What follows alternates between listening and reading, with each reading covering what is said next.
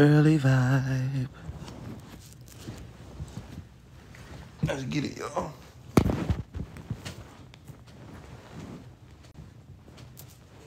Let's get it, y'all.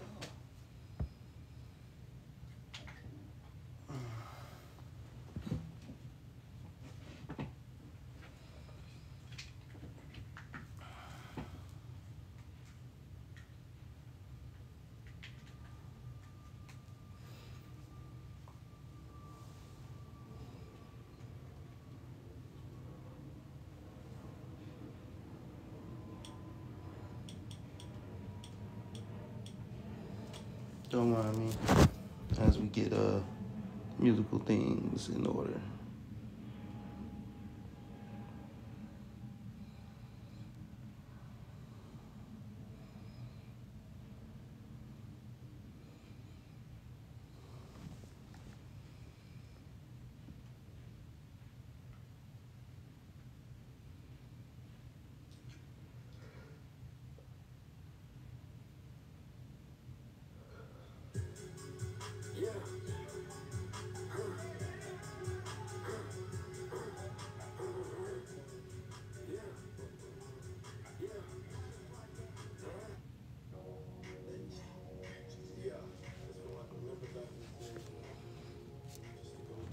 And I'm so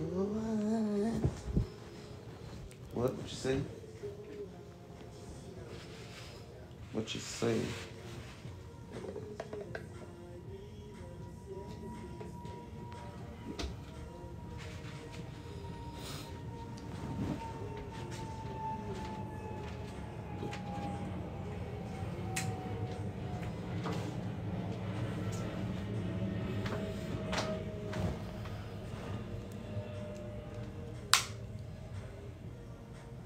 It's early vibe. Welcome to the early vibe, folks.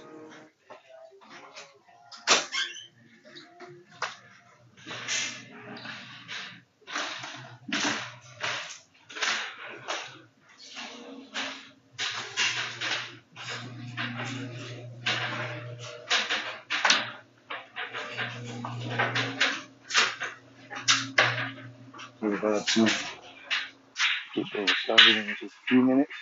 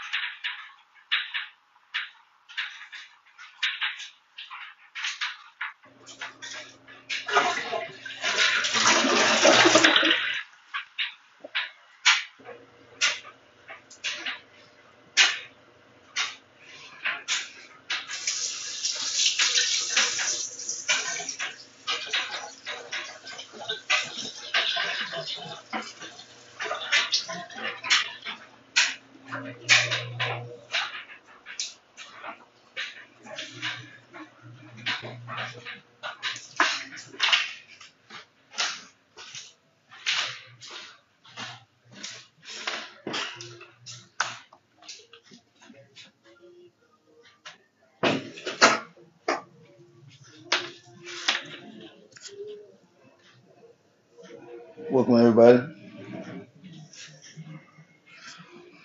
Come on in, come on in, come on in.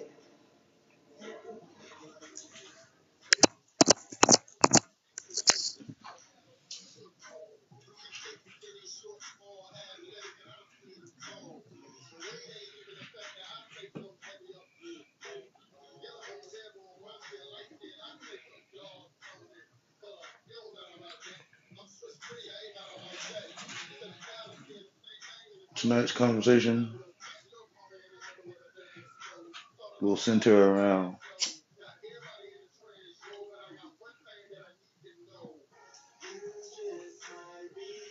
a few topics today. And to the people into the chat, I'd like to welcome everybody.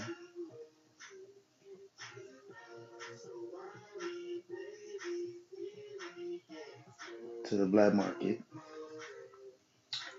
outlet TVs, what's the business live chat.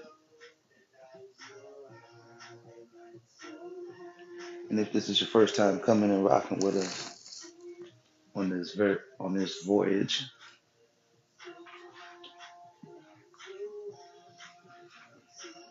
what we do is we talk about different topics and we speak about the business aspect pertaining to these specific topics. So these topics could range from anything current events and also things that happen as cultural events throughout the world. So this gives us a wide range of different topics that we can talk about, but we're not just solely going to be speaking on a topic just to be speaking on it. We're going to talk about the business aspect, the business sides, what are the business aspects that allowed for whatever the topic to be pertaining for this live, and we speak about it. It's an open live chat forum. So that means when you guys come in, you can definitely take a look at the topic, and if you feel like you would like to comment and feel like you would like to put your 2 cents in, you can always do so. It's not a hard thing to do. All you got to do is comment, and we have our moderators who will make sure that I see your comment and your question or even your statement, and they'll let me know about you making your comment, and I will definitely address it. Or you can also go inside of the box. We have the guest list open, so if you're interested and you would like to hop in the box, give your 2 cents on the topic, or just come hop in the box and you feel like you like to share your thoughts on the topics, or shout out your favorite business, or just shout out yourself, you can always hop inside the box to do so. Only thing that we ask is that you do not disrespect anybody else inside of the box when you are in the box, or when you're commenting inside here on the live chat. Those are the only rules. We keep it real cool and clean for everybody to understand that we are not only here on the rules. We keep it real cool and clean for everybody to understand that we are not only here.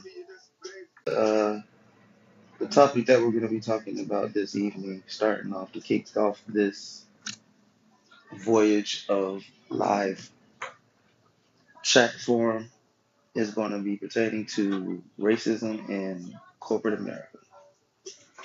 Now, for those out there that's not familiar with corporate America is your Fortune 500 companies, your blue collar workers, white collar workers, um, management working in some type of office building.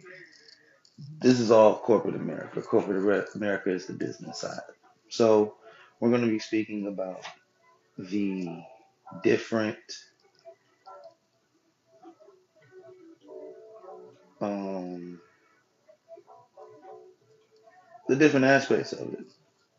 And not only going to be talking about the different aspects of it, we're going to be speaking about the different aspects of it.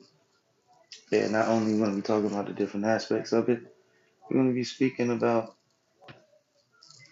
we're going to be speaking about some of the what are some of the things to look for seeing if there is racism in your corporate America. Is there racism in corporate America? Is there such a thing? Um, is there is there still racism? Because if we remember, we had a lot of the desegregation and things of that nature. But if you remember, wasn't something that was well receptive to a lot of folks, especially into the corporate America. So we have a lot of people who probably had friends, family members that worked in corporate America and definitely could attest to some of the horrors and harsh treatment that was given to them. And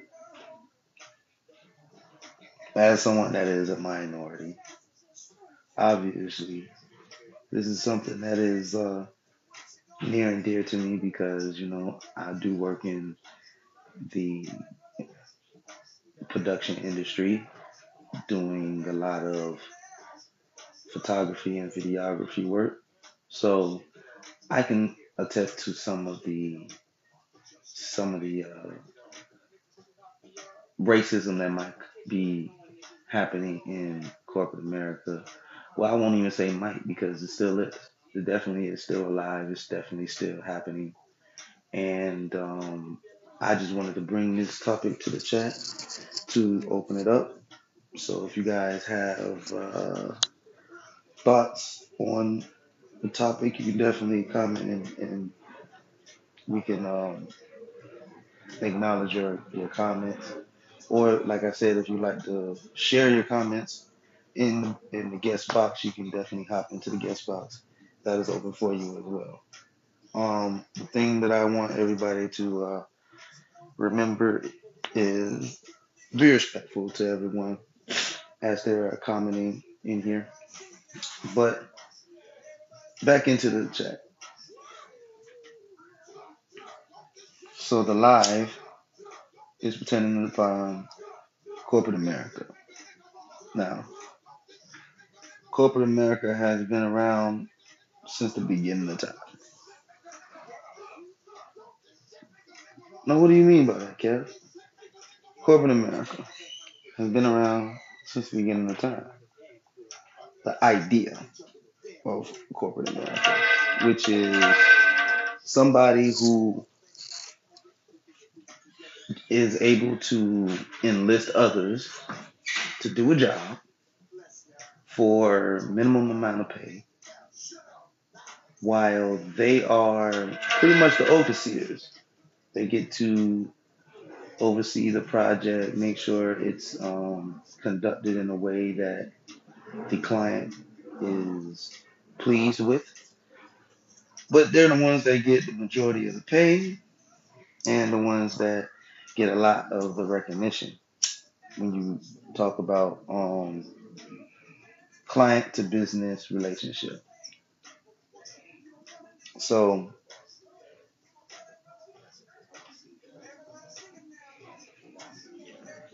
I know that from speaking to family members who had other family members that worked in corporate America and currently still work in corporate America, they can tell you the same thing.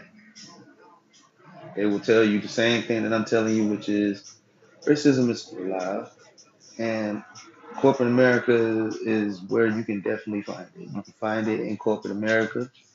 It's much more prevalent in corporate America. I think that over the years, the racism went from, because if you guys remember, we had the affirmative action rule.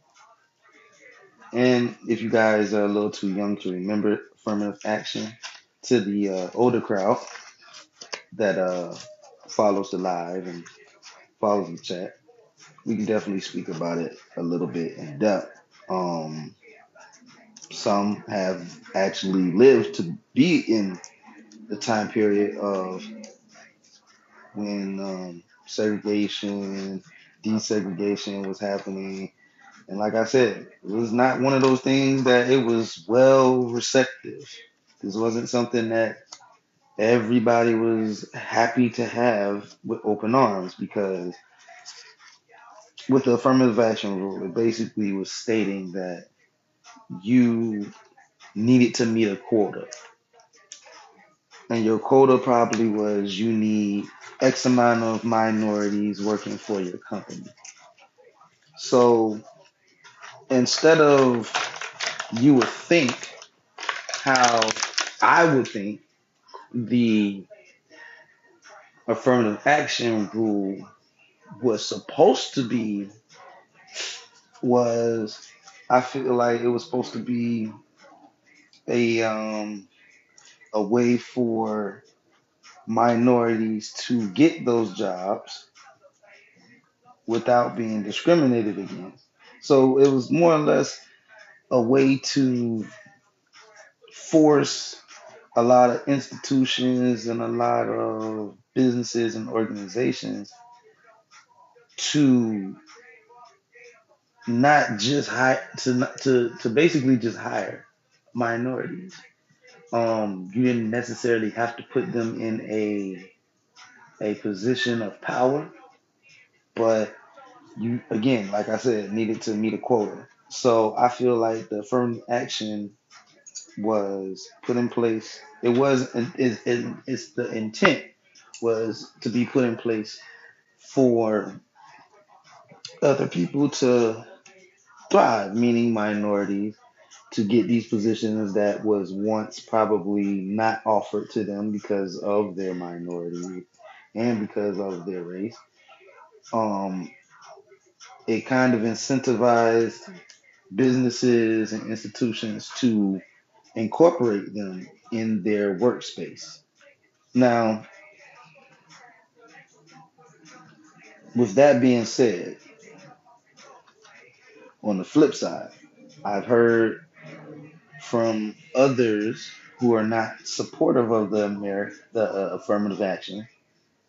I've heard from other people in conversations that they feel the affirmative action, they didn't like it, and of course some of them were white and of other ethnicity other than the minorities. So just to put that out there as a context, but they affirmative action for them was kind of a death sentence. And when I mean a death sentence, I mean it was a death sentence for them because for them, who weren't for people who aren't minorities, the affirmative action worked against you because you may be more qualified than James or Mary Sue, and you probably got more experience. But again, because of the push for affirmative action and because of that rule, it's incentivized a lot of companies and a lot of institutions to bring in these minorities over someone who probably may be more qualified than they are. But again, you did it because you needed to meet a certain quota, which is in your the company's quota may be like you have to have 25% of your at least 25 or 30% of your company's like employment force needs to be, I don't know, minorities. Let's just paint that picture and say that's what we had, right? So if we say that, then of course somebody's gonna be upset. So that's pretty much what it comes down to.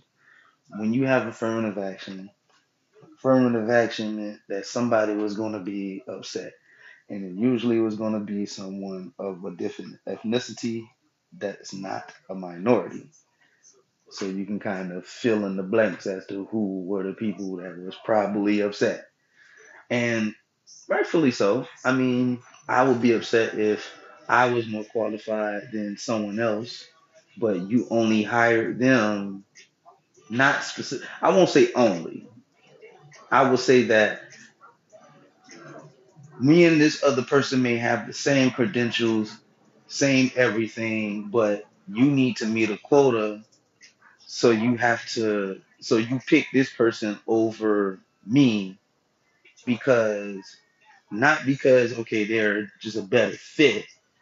It just was, it probably, well, in so many cases it was a better fit. It just was a better fit for them in the sense of needing a certain amount of minorities to meet the affirmative action rule. So I feel like from that, it made a lot of people get spurred to the idea, you know. I mean, let me open it up to you guys in the chat. Like, how would you guys feel you if there was some type of a rule like the affirmative action, and it basically stated that people with all right-handed writers, they're they need to be you need to have at least 5 to 10 right-handed writers and 20 left-handed writers. You know, if you had that in place, I'm pretty sure I'd be upset too. If I applied and they said, "Ooh, yeah, Kev, I'm very sorry, but we meet the quota for right-handed writers. Now we're just, trying to fill in the position for left-hand." Now I'm not even gonna lie to you. Me being me, I probably would have said, "Oh yeah, I'm a left-handed writer. I'm ambidextrous. I'm a left-handed writer, and I will just try my hardest to write left-handed enough to, get get the job, and then I switch it up every now and then when nobody looking. Let's be honest. But if it was you, how would you guys feel? Like, I'm pretty sure some people will feel like, damn, you guys met the quota for right-handed writers, or you met the quota for left-handed writers. Damn, you know, you feel left out, and that's what a lot of people felt like during this time of affirmative action. Now, with affirmative action, it gave us access to a lot of positions that wasn't available to us before, you know, desegregation and incorporating a lot of uh, minorities within these different companies. And I will say on the flip side that since having affirmative action, it's definitely helped us get into a lot of the prominent roles that a lot of minorities hold. And to be honest, without it, we probably would have still made it into those positions. But would have been fair?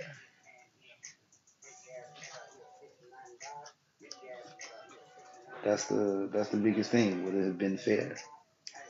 So if it's not gonna be fair, do you really want to be a part of it? Do you really want to even be in it? Because corporate America is definitely a no holds bar. We don't care about you or your feelings. So hold on, let me set up this poll for you guys.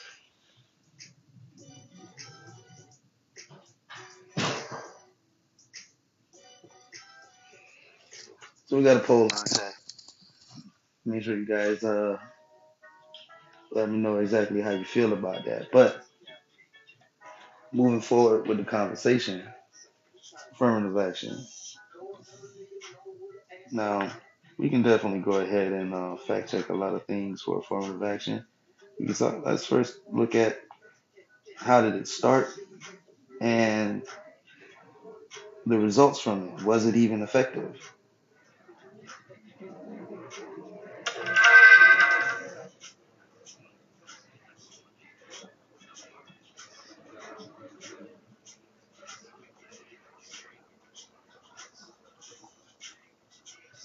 Okay, so the court's 6-3 ruling in June prohibits all colleges in the country from using race as a consideration in admissions. California's public universities have not used affirmative action for almost 30 years, but some of the state's selective private colleges and many out-of-state public universities have relied on. Now, this is a article written in November 3rd, 2023 by Carolyn Jones. Uh, this is from calmatters.org. And they're talking about the California affirmative action when dealing with universities and private universities and private colleges. Now,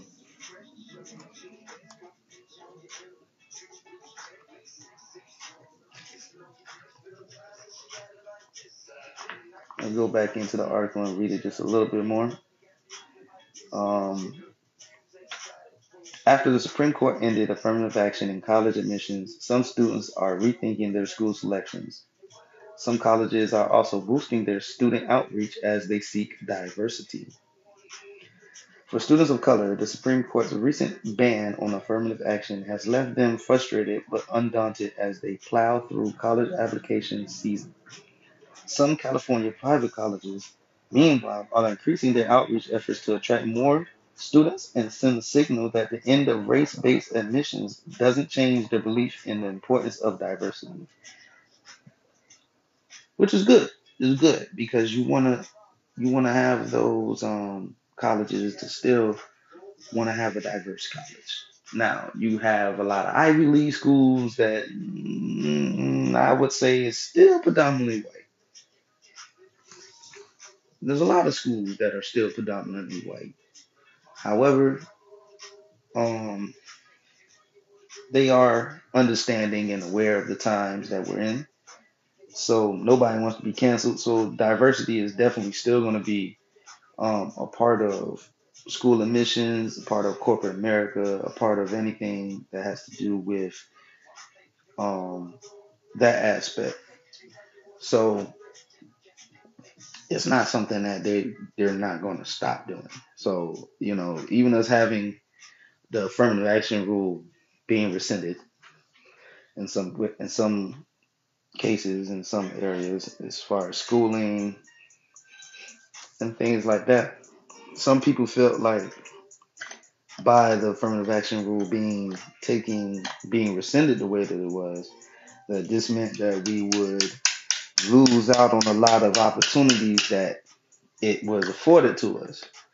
And I don't think that it necessarily is that. I just feel that in a sense, yes, we may be losing some type of we were losing a rule that pretty much forced a lot of people to do so. But I think the times has changed, and I think that forcing someone to make a certain type of hire is you don't have to do that nowadays. I think a lot of companies are socially aware enough to know that you can't be just outright blatantly racist. Like you can't outright be blatantly racist in the open. Like that's crazy. That's like back in those I would say in the 50s and 60s where you used to be able to, you know, do a lot more to minorities than you can do now. Because we got the social media era and we got, the era of phones and the internet. So I would think that being racist now is way crazier, especially publicly racist. Being publicly racist is way crazier than it was back in the day. Even though I feel like it's still crazy, but I think now it's more socially unacceptable. Like if you was out somewhere and you found out a friend of yours was racist towards a certain group, I'm pretty sure you wouldn't even want to hang out with that person anymore. Cause like it's like finding out a deep dark secret about your friend that you never knew about, and it's like, wait, what? You do this? Ooh, I don't know if I could be your friend anymore. It's that type of thing. Because I think nowadays we're past the times of, oh, it happens, but it's okay. We're past those times. Now it's if you do it, you got to do it probably where no one can see and in an area where people will are like minded and will corroborate whatever story that you just came up with. So that's pretty much the sense of what racism is going to have to be. Racism is still around, it's just more subtle, you know? You ever been around a person, a white person, and they just said something racist to you, but it was like on the low? You know what I'm saying? Like, I think now it's if they scream at the top of their lungs some type of like racial slur, it's usually like when they're at their house. I don't think it's too much in public. And I do stand corrected because I know there might be some other videos out there being people being blatantly, racist. But that's what I'm trying to say. Nobody wants to do it out in the public because if you are doing it out in the public, those people who did, were racist, blatantly racist out in public. So social media will call them out. Social media will find everything about them, their business, where they work, what area they from. If they have a history of being racist before, oh, they're gonna find it. And then what happens is because of the negative publicity, that person will turn around and they'll lose a job because of it, or they'll just lose business. And then 9 times out of 10, they come on there and they make like a heartfelt apology. Oh, I'm very sorry. No, no, no, no, no, no. You're not sorry. You're just sorry that now the world saw it. And it's not like how it was in the 50s and 60s where you can do it and like niggas would look at you and be like, yeah, yeah, he deserves that. Now it's, whoa, you're racist still in 2024? Why? Like, what does it do for you?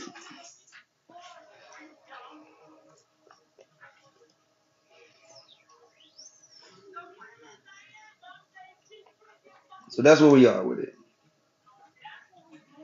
Um, like this is why I say that it's more subtle. It's more subtle because again, nobody wants to be canceled. Nobody wants the social media blitz and the stain that comes from it. Nobody wants that. So with that being said, they do it in much more subtle ways. And then, try to change the narrative. That's why I say you gotta watch out. Corporate America is definitely scary. And I'm pretty sure there's been countless stories and countless things that people situations that people were in that can attest to racism still being very much prevalent and alive.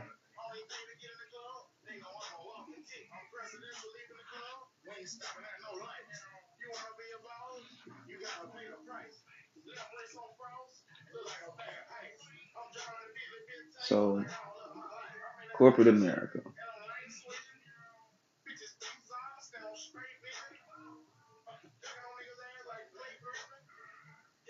Give me a second, folks.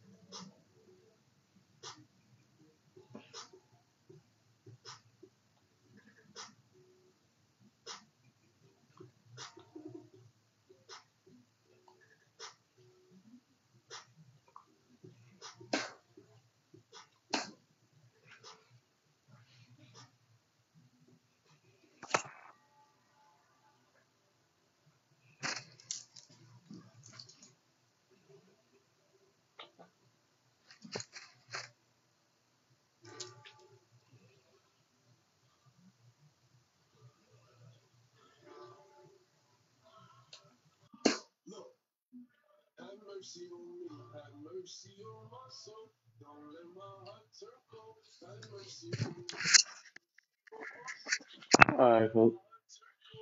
Back in it like I never left, folks. But corporate America, like we were saying, we have a lot of instances where affirmative action has helped. So it did more good than it did do any harm. The harm would be to, I guess, folks that aren't in the minorities that didn't benefit from the affirmative action hires, affirmative action, uh, bring in when you're talking about applications for schools and institutions for diversity. So it opened up the doors for a lot of great minorities to come through in these different fields and excel. So I would say that it definitely did more good than harm. But if I'm being honest, did we still do we still need it to be around? I don't think we're in an age where we need affirmative action to still be around because I think you have businesses and companies who are smart enough to understand what's happening in real time as far as the culture and what's happening in real time as far as current events. So I think they understand that there's an incentive to hire more minorities in certain fields because it just enhances their business. It makes their business that much better because of their success. And at the same time, not for nothing, it's better. Because why would I want to shut out this person that could possibly keep making me millions of dollars? And the reason being is because I just don't like they race. No, money is the only race that matters. I think we don't really need affirmative action now. Does it help? Yes. Is it something that we need? No. What we need is better representation in a lot of these industries. So what has happened is, like I said, going back to the affirmative action is that during during the times of affirmative action and hires and things of that nature, it pretty much made these companies have to meet a quota, like I said, and that quota didn't specify what type of position they needed to have. So affirmative action hires came in the form of janitor, janitor. You're a janitor or a secretary. You know, you're in a position where it's not impacting the company on a day to day basis. You're doing kind of like grunt work.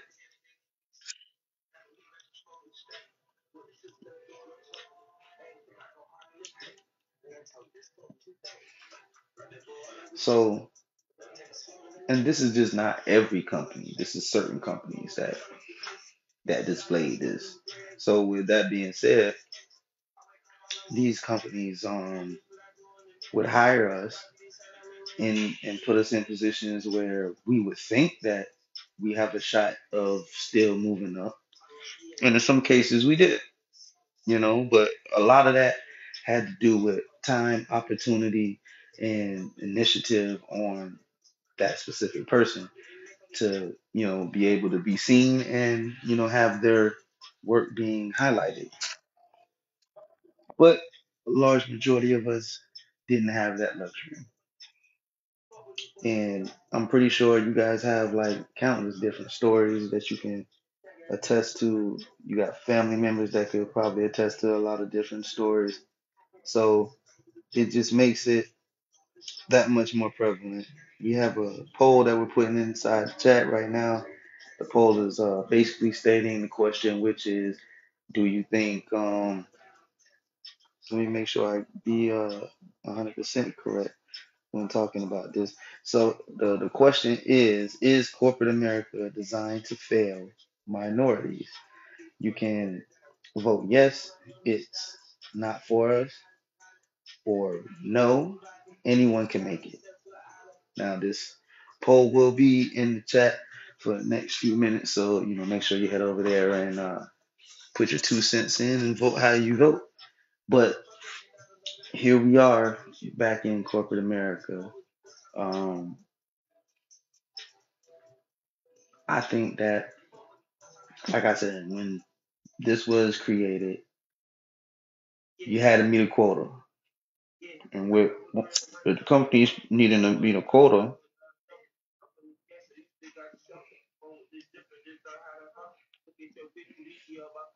like I said, they weren't actively looking for people to fill those, prominent positions. And in some cases, if they did, um, being a minority as a affirmative action hire, that was kind of a negative thing that a lot of other races and others inside of corporate America would kind of try to make the minority feel bad for them. Like, oh, the only reason you're here is because they needed to meet the quota, or they needed to have a certain number of black people or minorities, and you just fit the bill. Kind of saying, kind of like, going against you as a person and challenging your skills. Basically saying that you're not even good enough to be here. The only reason you are here is because of the color of your skin. That's it. And it's kind of rude. Not even kind of. It's very rude and very disrespectful because it's like you don't even know that person's background or what they come from, and you just make the assumption of, well, you only here because of the color of your skin. So affirmative action just allowed for a lot of, even though the intent wasn't to be division, it kind of allowed for division to be able to creep in, which is very sad. But again, this is something that if you was in corporate America or you have family members in corporate America, you understand what I'm talking about. But what were the rules for the affirmative action?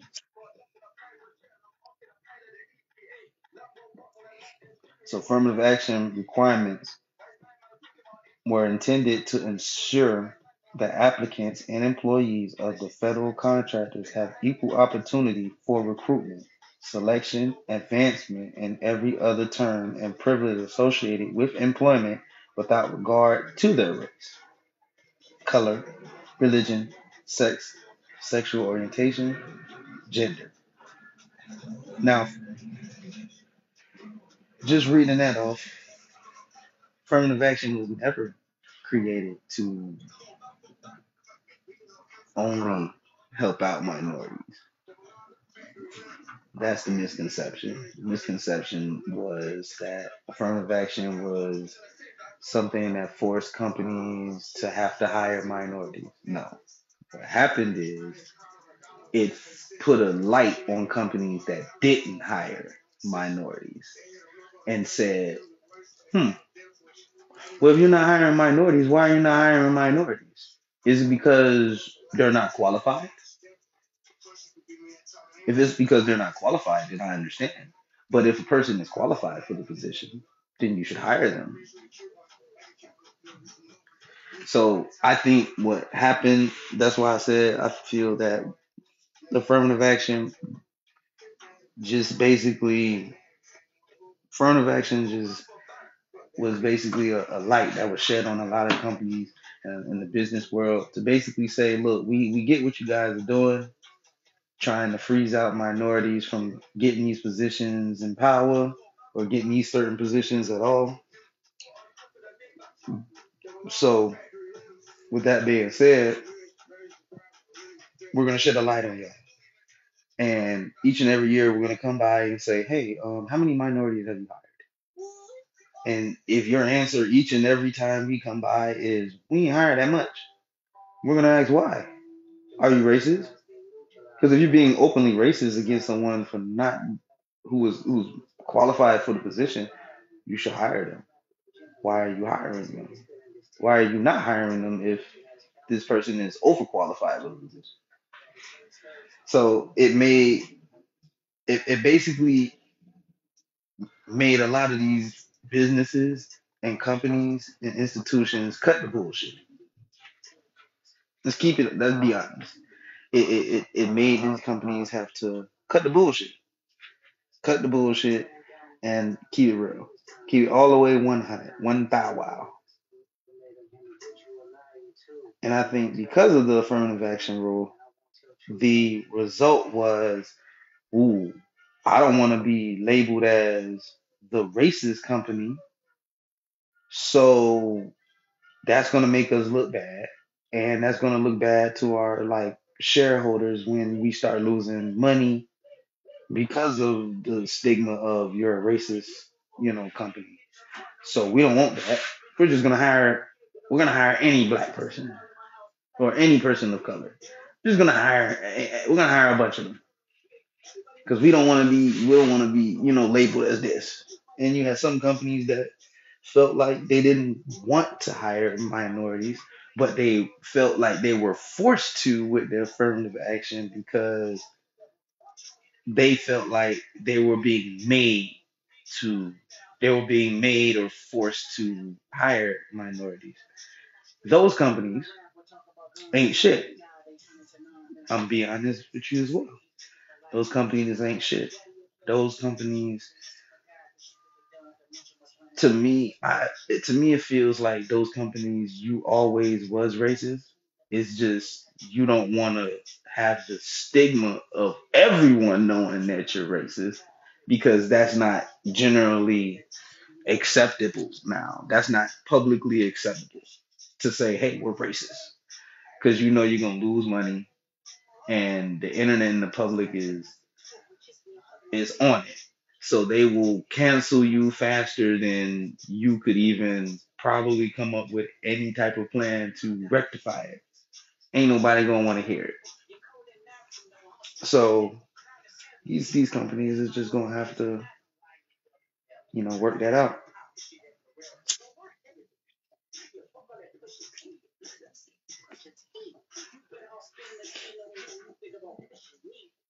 So the question that we need to present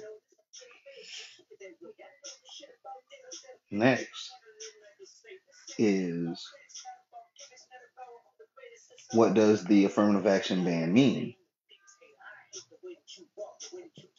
Now, the racial inequity is baked in the higher education system, but the Supreme Court's decision to ban affirmative action means colleges can no longer consider race as one of the many factors when evaluating a student's potential admission. So,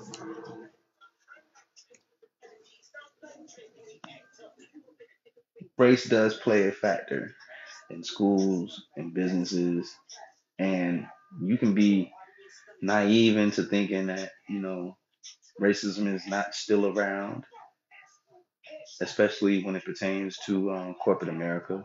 You would be vastly mistaken. With the last live we had before, few lives we had before, we spoke about the we spoke about Ben Crump and 50 Cent, who was in the news as of recently, stating that they're going to be going to the Supreme Court to fight for representation in the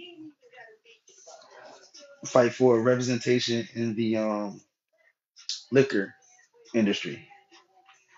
Now, like I said in the last live, uh, when pertaining to that specific topic, I was saying that this is an industry that is full of a lot of rich Europeans, a lot of rich white people who have been in this industry for years and generations. Like, this is a business. They have a business that's been passed on from generation to generation to generation. So this is something that they've been doing for years. This is like a family business to them.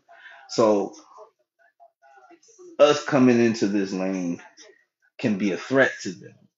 So that's why I feel like there's a lot of, and I feel like there's a little discrepancy in representation in the industry because of the fact that the higher ups and the ones that have been in the industry for years and been making the industry stay afloat, their power is being used whenever the new players hop into the playing field, and new players being, minorities. So, uh, again, this is all business. This is all business tactics. A lot of cases, I don't believe that it is just straight blatant racism. I think that it does have a business aspect to it, and the business aspect to it comes with, hey, mom. But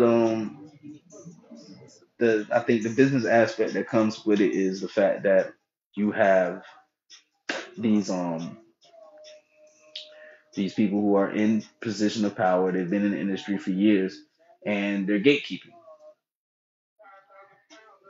If I allow you to come into the industry and you get 20, 30 years in the industry and you're able to do, generational wealth and pass, the company on to generation, at some point now I'm competing with you and at some point, and if I know that the people that I am trying to target, you pretty much are from that culture. So if you're from the culture that I'm targeting, it's safe to say that you would have a better understanding of how to best market towards that specific target demographic. And not for nothing, like, you're from the culture, so you know who to reach out to help promote your brand the best. So that's an area that I probably maybe have tapped in a little bit, but I'm not all the way as in engulfed in that area or that culture as you have been. So again, that's a potential threat down the line. So if I'm a position for them, if I'm in that position, from that position, from a business standpoint, yes, I would try to gatekeep, or I try to any moves and all the tricks in the trades to be able to, you know, at least slow your process, not kill it, but I can slow that process from getting to where you would want it to get to, you know, and from that aspect, yes, I can understand the business side of it. I can understand the moves behind that. But again, if you just gonna gatekeep, it kind of just shows that you're more afraid of what's to come, as opposed to you being confident in yourself as a business person.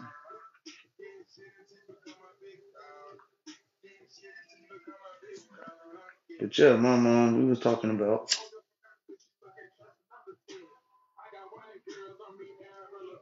the affirmative action in corporate America, and we was talking about the different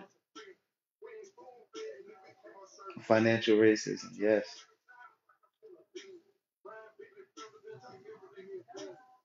so you have financial racism. which is like we discussed. You have someone that probably has been in the industry for years, has a lot of connections, has a lot of power within that industry, and develop a lot of relationships with a lot of people in that industry. So if you newcomer into the industry or into that space and you create your own business, a lot of the people that you're gonna go speak to, I got, long standing business and relationships with or have worked with in the past. And it's easy for me to just give them a call and say, hey, you working with them? Yeah, I don't want you working with them. Or if you're working with them, hey man, make sure that I'm the top priority as opposed to them. Of course, that's a power move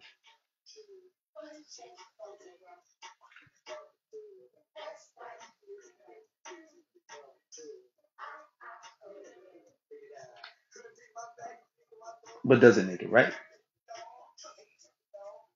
It depends on whose perspective you ask.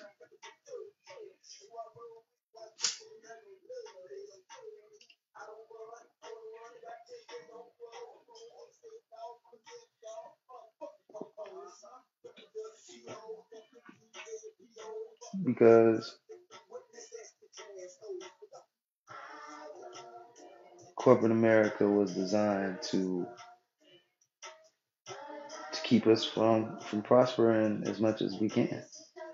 This is the reason why we need to create our own. The need for us to create our own. No,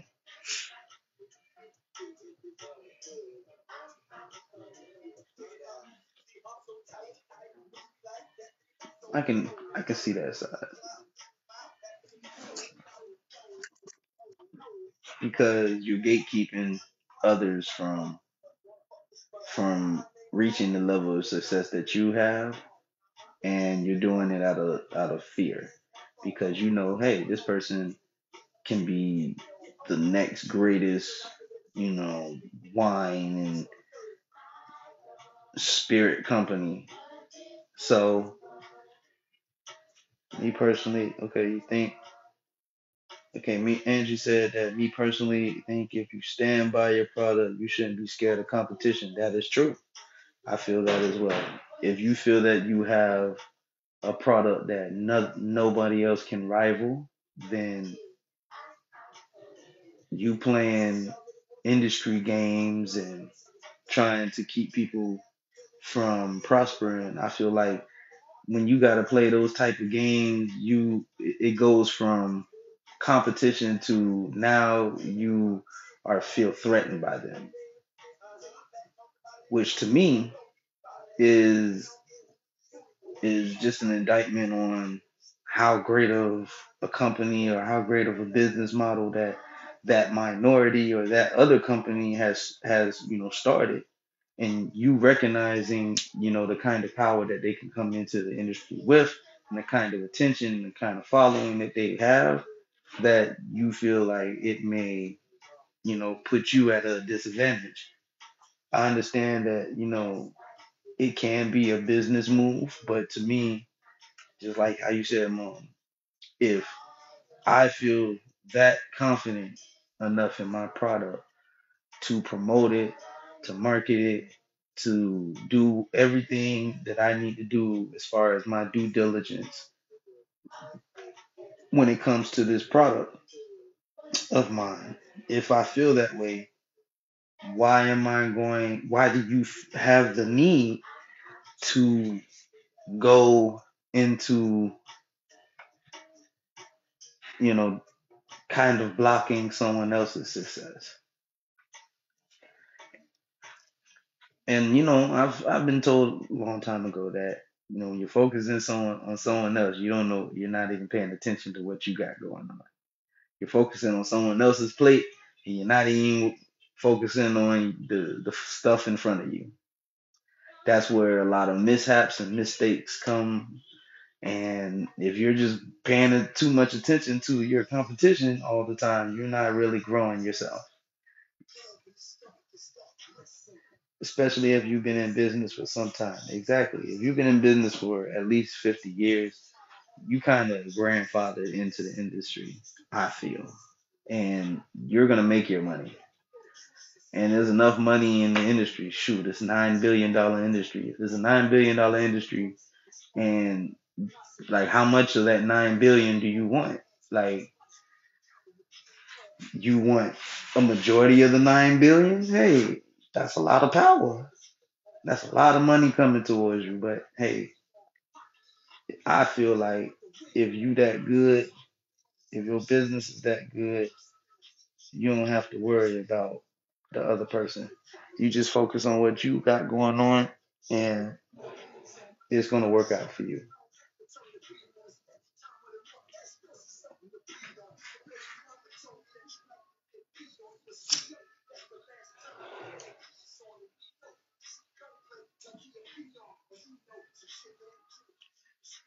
So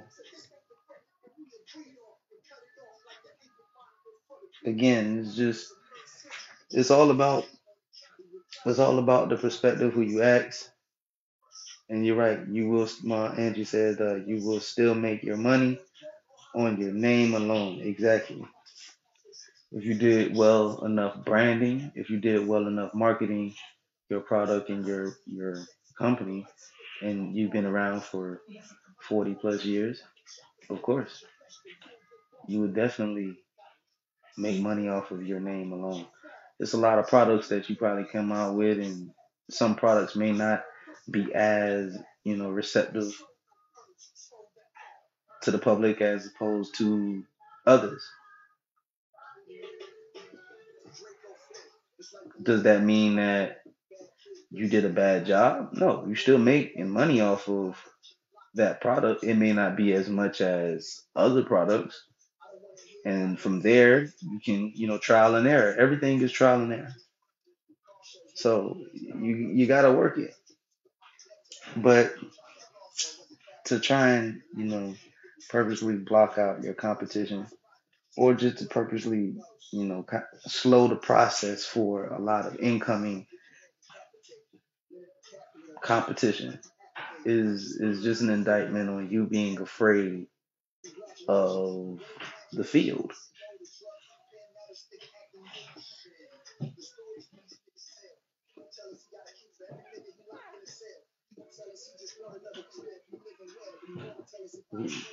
Man, you said I would love the competition. It would make me better in my field. Exactly.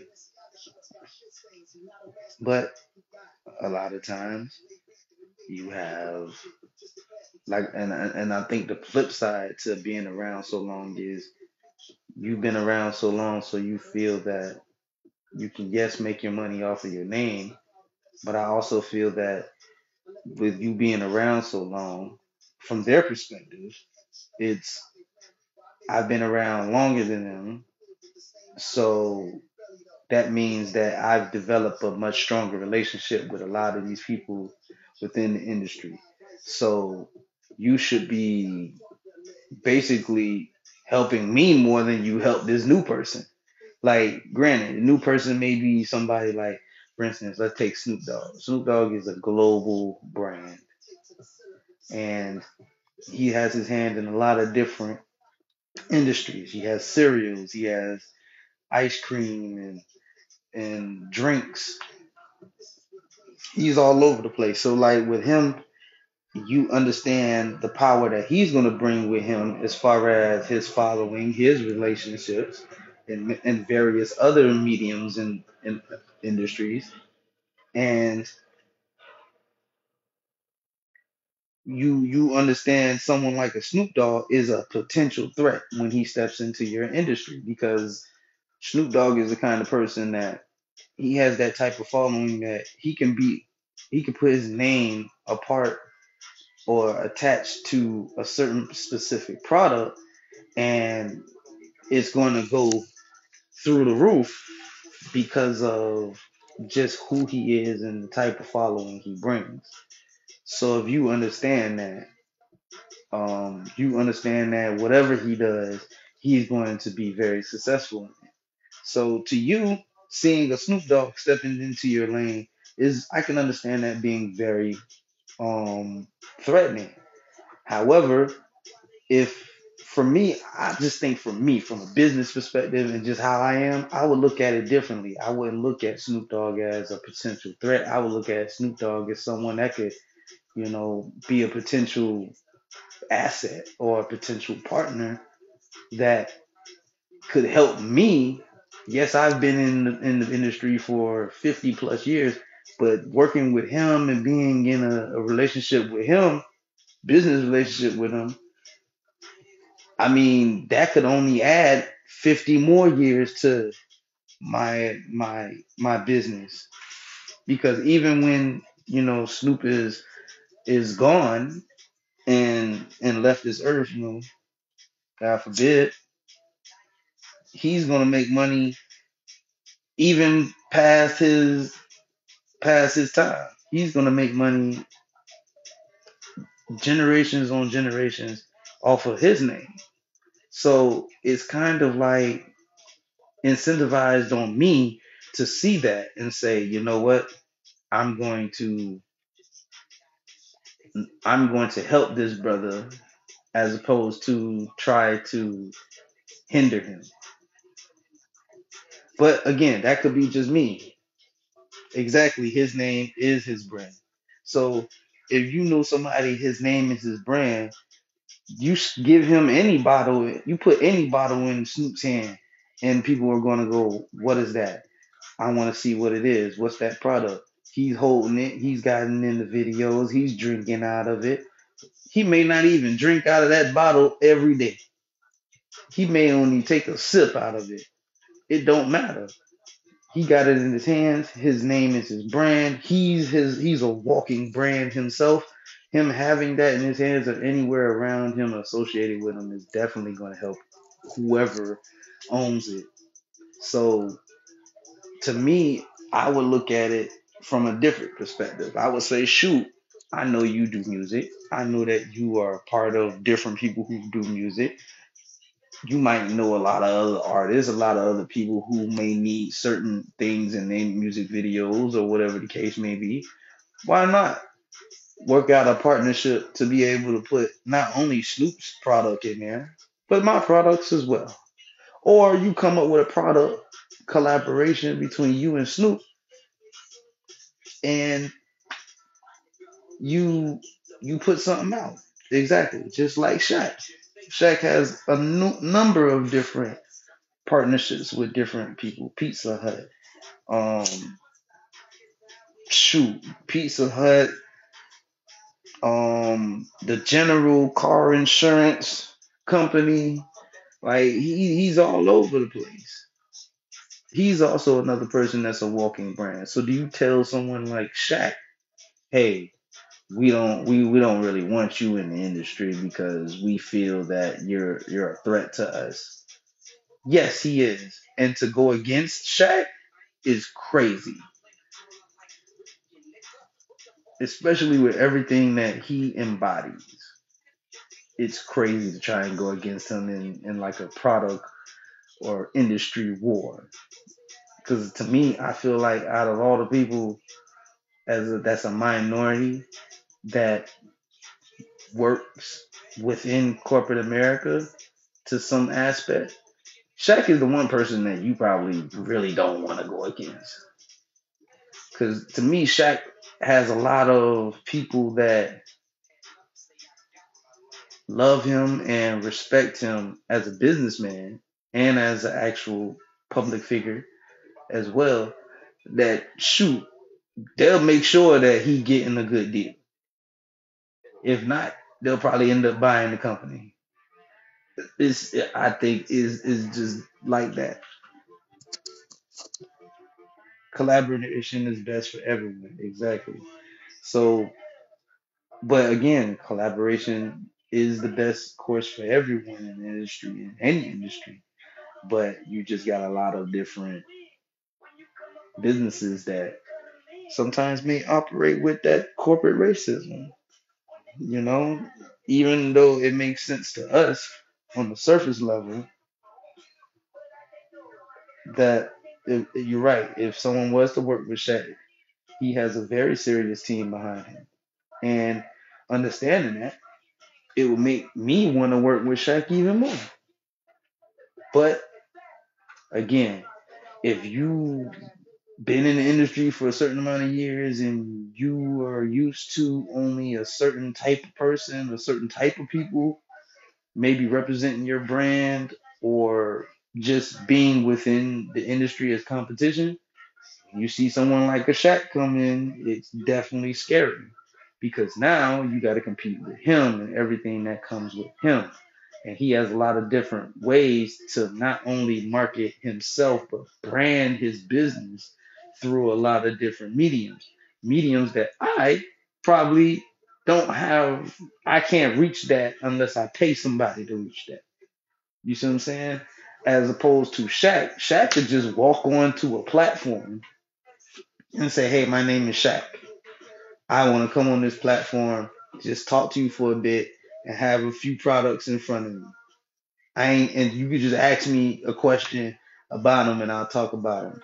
But other than that, that's it.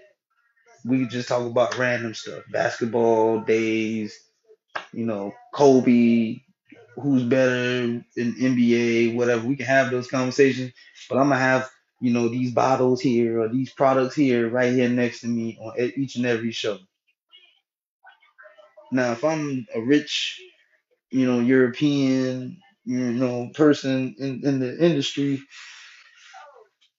and I've never done something like that, I can't just step out there and be like, hey, I'm gonna do podcasting or I'm gonna do interviews with people and I'm gonna do the same thing. No, because it's one, most people don't even associate that brand with you or your family like that unless they really was enthralled in that industry. But people know Shaq. They know Shaq from a lot of different things: movies, television, basketball, sports, entertainment. Like, you got a lot of different mediums for Shaq.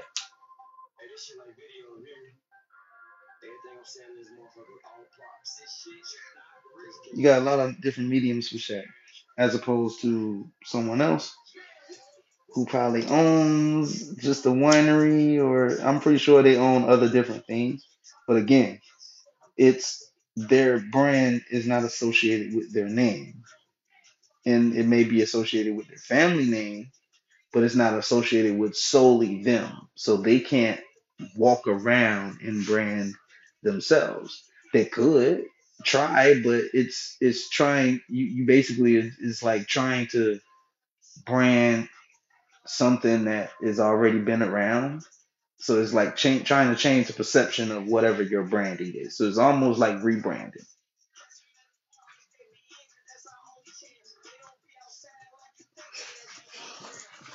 And rebranding is very tough and it can be tricky because if your audience, your core fans don't connect well with the new rebranding of who you were, how you're rebranding yourself, it could definitely hurt you and your bottom line.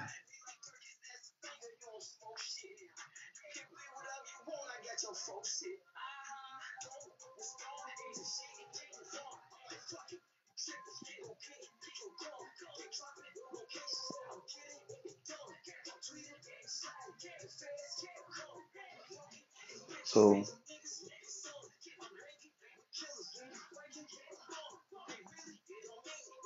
give me a second, guys. I'm pulling up the next topic. And as I'm pulling up the next topic, we're gonna go ahead and put the poll in the chat one more time for those who didn't get a chance to vote. We'll give you a chance to vote. So the question that is going to be presented in the poll is: is corporate America designed to fail minorities? And we have two choices: yes and no. And the poll is live right now. You see it right there at the top left corner. Go ahead and click that little blue paper icon And once you click that blue icon, go ahead and vote on tonight's poll for tonight's conversation. Speaking about corporate America and racism within corporate America. Do you think that there are still remnants of racism in corporate America? Or if not, do you feel that there isn't any racism within corporate America? It's all just business.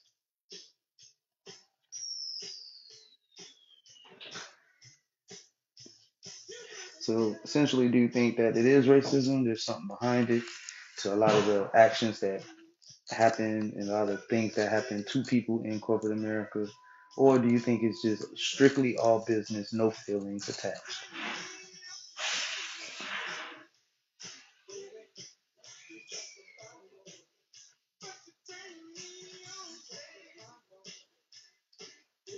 It's quite all right. I started the live a little late. I was knocked out sleep. Not even gonna lie to y'all. I think I woke up. It was 10:30, and I was like, God dang it! But it's okay because we operate on CPT time. So even though I was late, I was on time.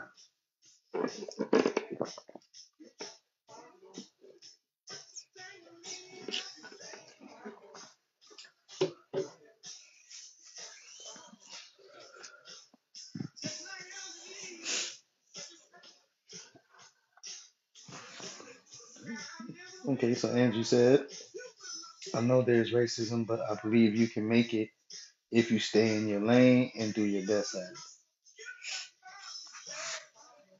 That is true. That is definitely true. We have a lot of different cases that supports that.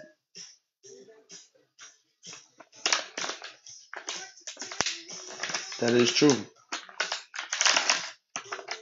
That is a fact. If you stay in your lane, keep your head down. They can't fuck with you if you're the guy, if you're the person that comes into work, do your job, you're on time, you're never late. If you are late, people know that it's definitely an emergency or something had to happen. And that's a good thing to come to work as much as you do. And if you do happen to be running late, that your job kind of, understands that it has to be something, and they're understanding because of the kind of rapport that you develop.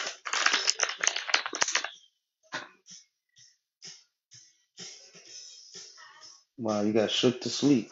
I know that was a violent sleep. Not all corporations are racist, but they are out there. I think so. That's what I want to get to. I believe that racism is still around, but I do believe that it's more subtle. It's not as in your face, out in the open as it was, say, in the 50s and the 60s, because it was more socially acceptable to be racist. It was kind of like a lifestyle. It was a way of life. It was a thing. But now, fast forward to the day and age where we have cell phones, we have the internet, and how fast a video and a picture can circulate on social media faster than a news story can come out at 5 o'clock. So now, by the time the news gets a hold of it, everybody on social media probably already understands and knows the ins and outs as to what's going on with that story. They already know about it before the news even come out and tell you about it. And in some cases, the news may not tell you all the details that you probably found out on social media, especially on TikTok. If something happened, you'll find a TikTok video about it quicker than you'll find a news story about it. So I think with that and understanding the times, I think the racism had to kind of evolve with the times. And evolve with the times it did, where it's still prevalent, but it's more, like I said, subtle. And I know you guys been around some people where they said something racist to you, but said it with a smile. Or they did something that you felt was a little racist. You know, you might go to a restaurant and the waiter or the waitress may not be as quick to serving you as opposed to someone else. That could be another way. Um, we spoke earlier about the affirmative action and how the Supreme Court is rolling back a lot of the affirmative action um, work.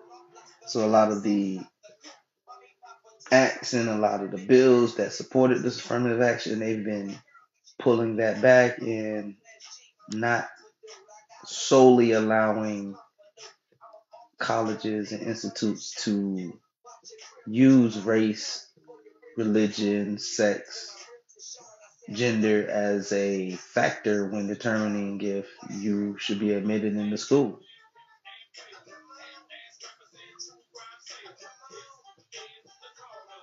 And that is also a truth as well, Angie. The news will sometimes cover up who owns the station, or they will cover up and conceal a lot of the facts because of relationships and also because of who owns the station. So even now, I think that's why I think social media is so important. It's because social media will give you the get to the bottom of the truth and get all the facts. It's not it's not leaning to one side. It's not it's not for any side. You know, they'll tell you the whole facts and nothing but the facts. So with that being said, I feel like now the news kind of just conceals and they kind of only tell a story one way. So you can watch the news now, but the news probably is only going to tell you a story one way. And if you really want to know what the truth is, you can go to social media. And like I said, there's a YouTube or there's some type of video that somebody talking about it. So you can find that easily.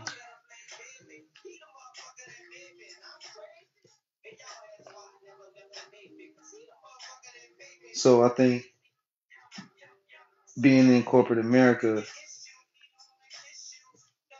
the last thing these companies want is to be canceled or have any type of negative publicity that is painting them in a certain type of way. Because social media has allowed for mobilization when it comes to, boycotting and banning.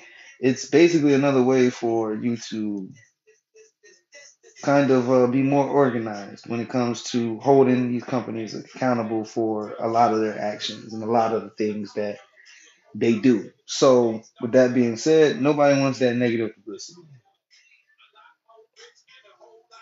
And it may take sometimes years for you to even overcome that negative publicity. Like, don't watch the news because they push too much negativity. That is also true. And I've stopped watching the news because to me, when I was younger, it felt like if I had a good day or whatever the case may be, not to say that the news was all bad, but I don't want to start, I don't want to have a good day and then come back home to find out, yo, yeah, this is all the stuff that's happening and this is all the terrible stuff that's happened. Like, yeah, this happened, this other stuff happened, and it's good to know to keep informed on some of these things. But to me, I was like, I'm 15. I just got home. I'm trying to watch Toonami. You know, Dragon Ball Z about to come on. I'm not trying to hear about somebody that drowned in a pool 3 cities over. That's terrible. That just threw off my whole day. I probably had a great day. Teacher gave me an A. You know, I had a good ride, had a good lunch. They were serving Mexican pizza at for school lunch. The lunch lady let me get 2 juice packs as opposed to the regular one.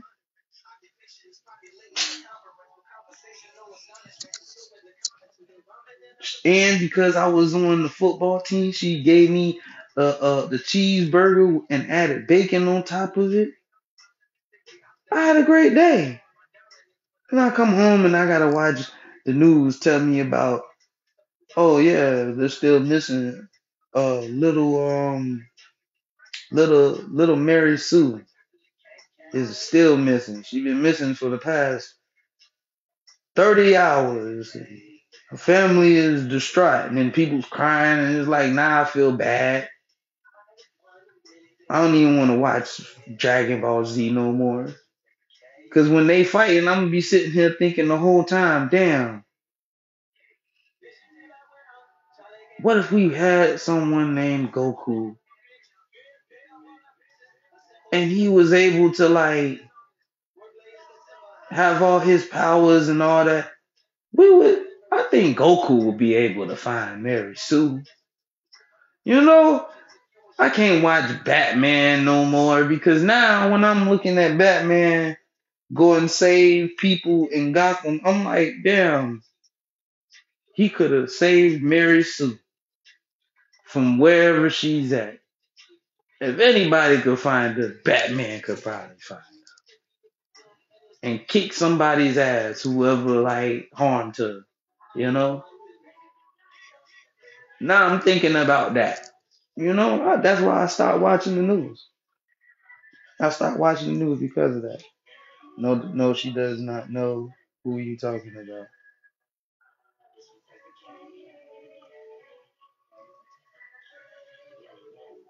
I'm just saying,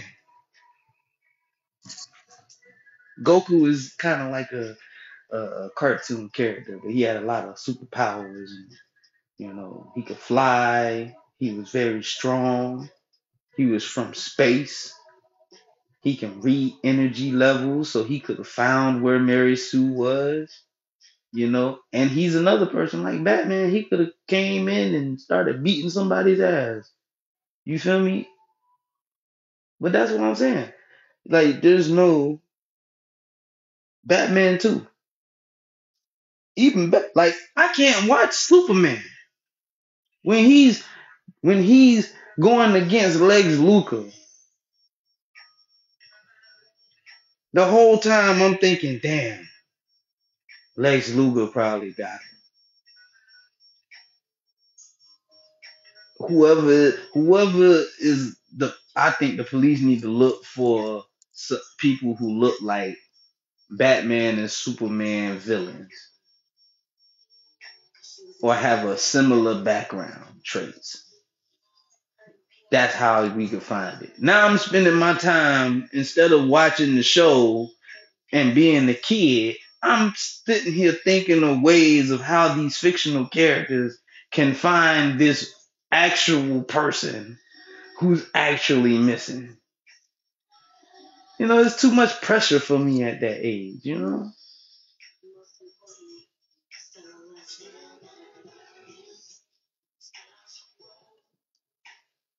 That's why it just didn't make any sense to watch the news anymore. Plus, it was it's always tragic when you start seeing news stories on people that you know. So when you started seeing news stories on people that you know, that's when it's like, yeah, I can't watch the news no more. You know, because this is, especially if you know someone passed or something tragic happened to them, it's kind of like, damn, I don't even want to watch the news no more because you just saw somebody that you know or that was a friend or whatever the case may be. So it's just, changes your whole perspective on just watching the news. And I do understand that the news is not all bad, but at the same time, it's like to get to the good,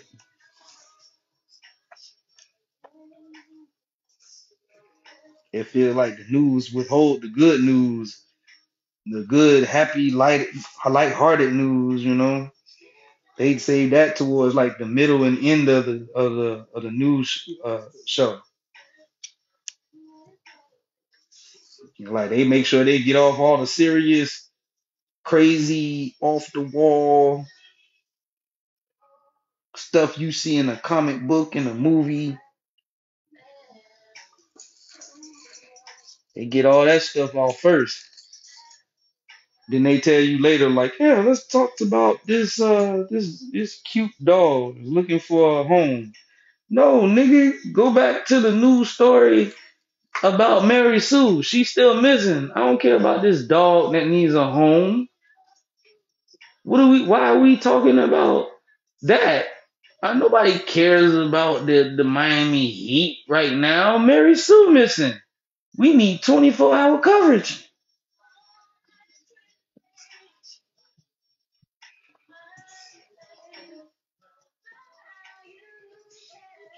So it just to me the news was like, nah, I can't watch the news no more, man.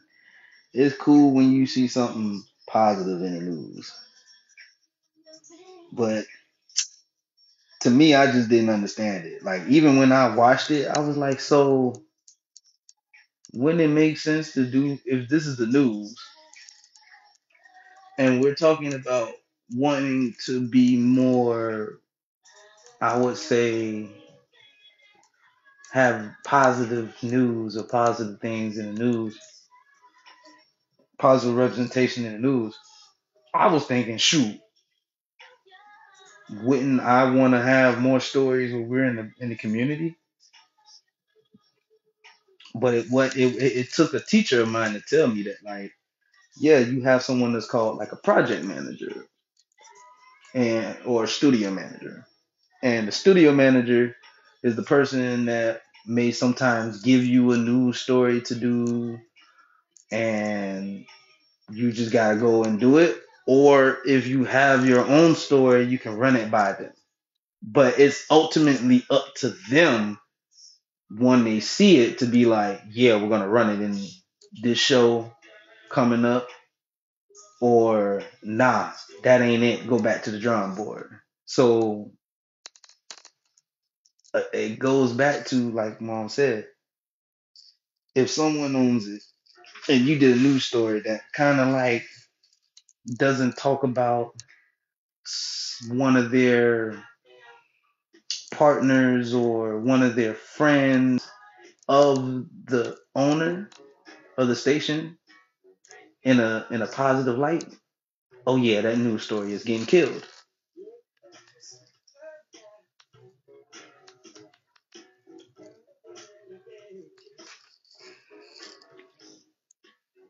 So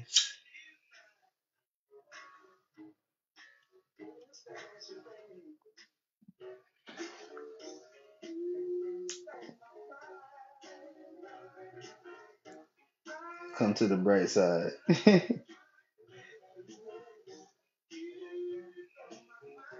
But like I was saying, that's what made me not want to watch the news anymore. Uh, because it's just too many deaths that was going on in the news, and I feel like it was like out of all the things that you could talk about and highlight, y'all chose to highlight these like murders and shit like that. And it's like, okay, yeah, that's significant, but to me, it's like, okay, when you caught the person, this, and that, it's like, okay, yeah, that's a crazy story, but I could have.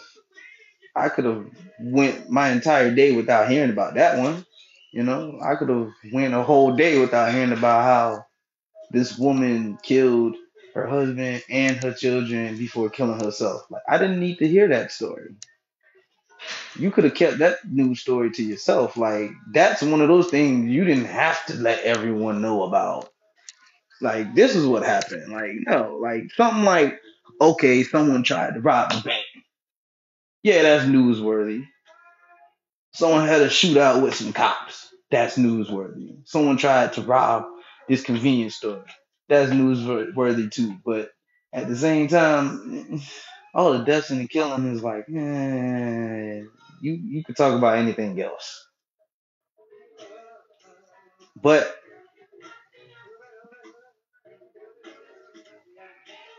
flip to the left.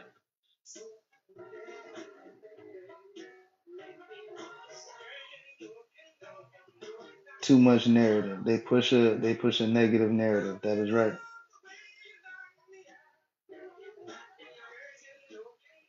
Too much of a negative narrative. And AJ, you wanna hop into the box here? Share your 2 cents.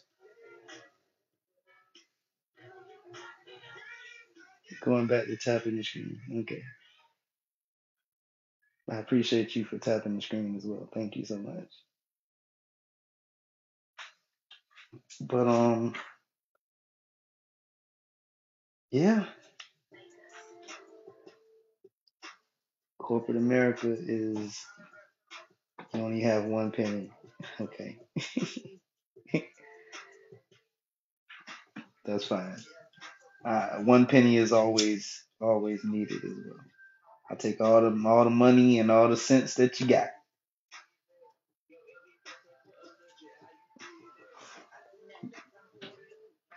But the next topic we're gonna speak about is gonna be talking about these the TikTok and YouTubers. Um, with great power comes does with great power comes an even greater um, chance for failure. And we're going to speak about the topic we're speaking about pertaining to that is basically talking about a lot of these TikTokers, YouTubers, streamers. They we've seen a lot of documentaries. We have documentaries about I believe this TikToking couple that pretty much were individual TikTokers and they just ended up, starting to work with each other and then ended up getting in a relationship with each other, getting married, and then it ended up turning tragic over time. And I saw the trailer on yes you can get in the box with your 1 cent. I said I'll take pennies, dimes, nickels and coins.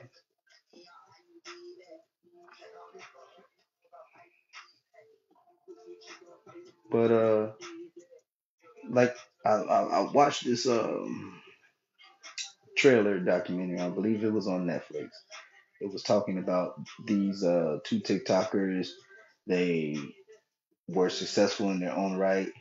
Um, they ended up getting together into a relationship and then ended up becoming married, having children, and then I think it started turning dark when the guy he I guess he was becoming controlling, and he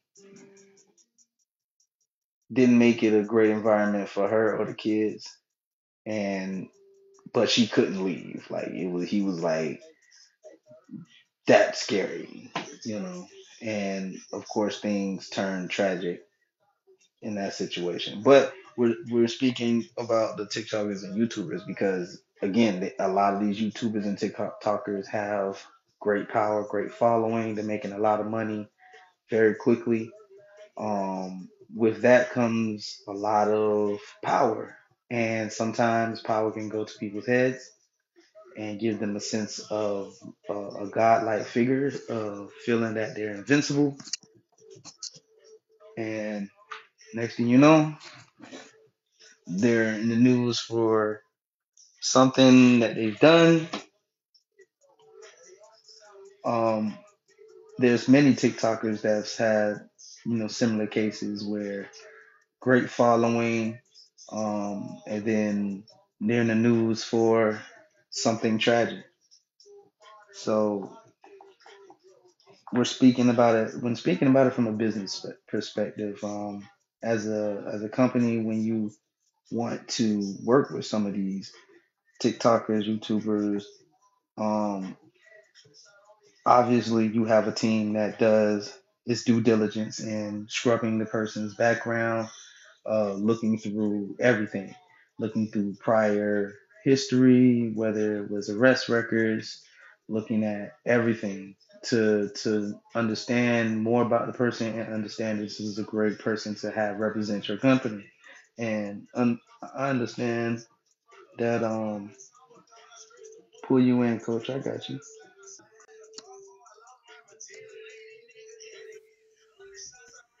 Hola, ¿cómo Well, estás? And welcome, caller number 10. you said calling number who? 10. Caller number 10. Yay! You got it right this time. So the Hi, topic we're going to be everyone. speaking about is TikTokers and YouTubers that were very successful in their niche and in their respective lanes, but unfortunately succumbing to the power and the fame from said rise and end up in a lot of legal trouble or they end up in jail.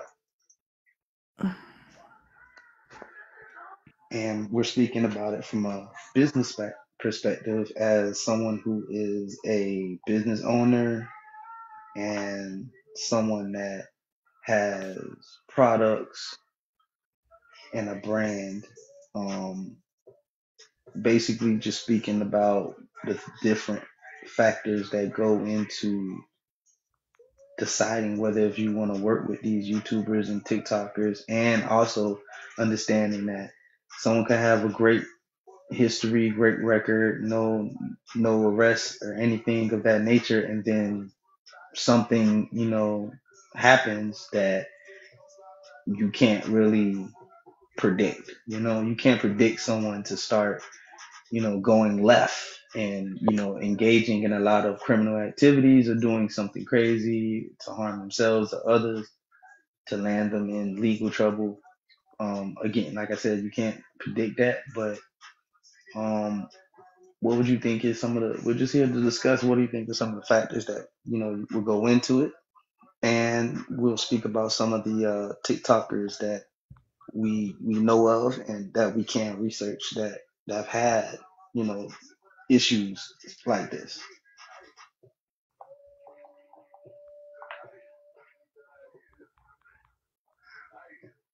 You asking me a question? Yes, that was the question. That was the question. I got the last part. You know me. I don't follow everybody. I don't know the people who you're talking about.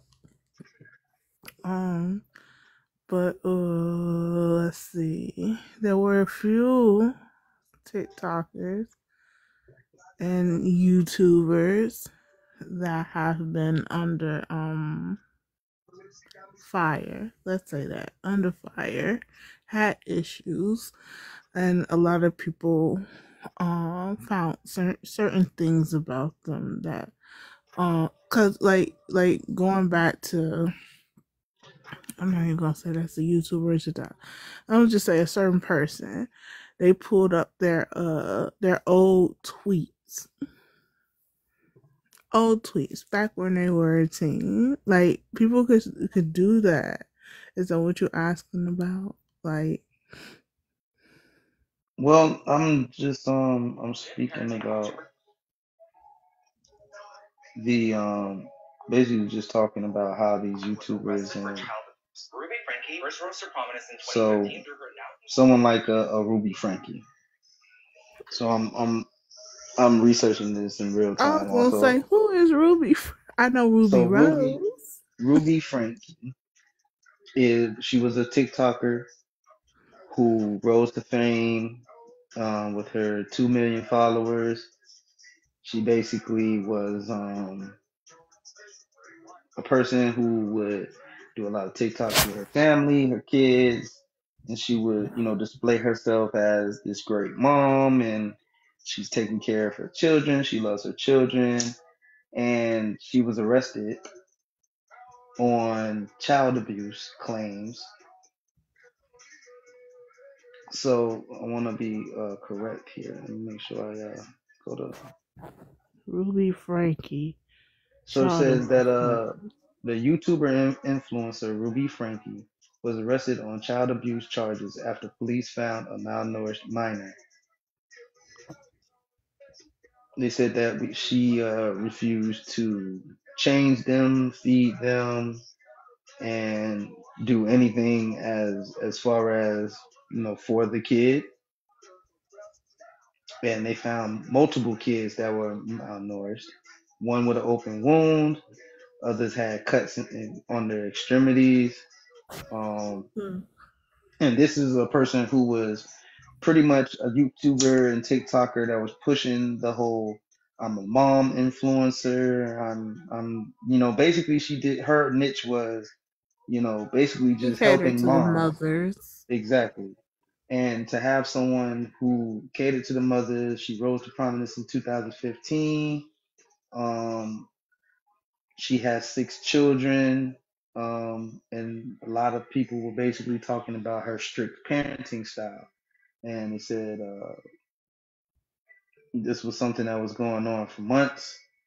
And, it wasn't until someone made an anonymous tip and they went and told the police about the malnourished kids and how she was treating them. And when the cops pulled up, they found several children that were malnourished, had cuts and bruises on their extremities, all over their extremities. So they arrested her on the spot. Hmm. Now, I don't know who, but I know the two women. There are two women on TikTok. I don't know if they're still doing their thing, but this is why I don't like when these parents force their child into this TikTok spotlight just because they know that um their child can be famous or whatnot and people will like them. And what would you call it, pandering to the audience, like they pander their child. It's a word I'm looking for. Y'all gonna help me. But they dangle their child in front of TikTok, knowing that their child do not want to do TikTok or do any of the stuff that's going on, and they just want to be a child. It's a lot of parents like that. Not all, but some parents are on TikTok putting their children in front of the camera when they don't want to be in front of the camera just because they can get a couple coins. And I'm going to tell you why I know that, because if you go on TikTok, the top things that are viewed are pets and children.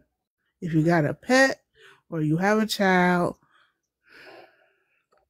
you bound to, oh Lord, I thought your phone died. If you got a pet or you have a child, you are bound to get some amount of views, especially if you make them do a trend that's going on. Do you get what I'm saying? Mm-hmm.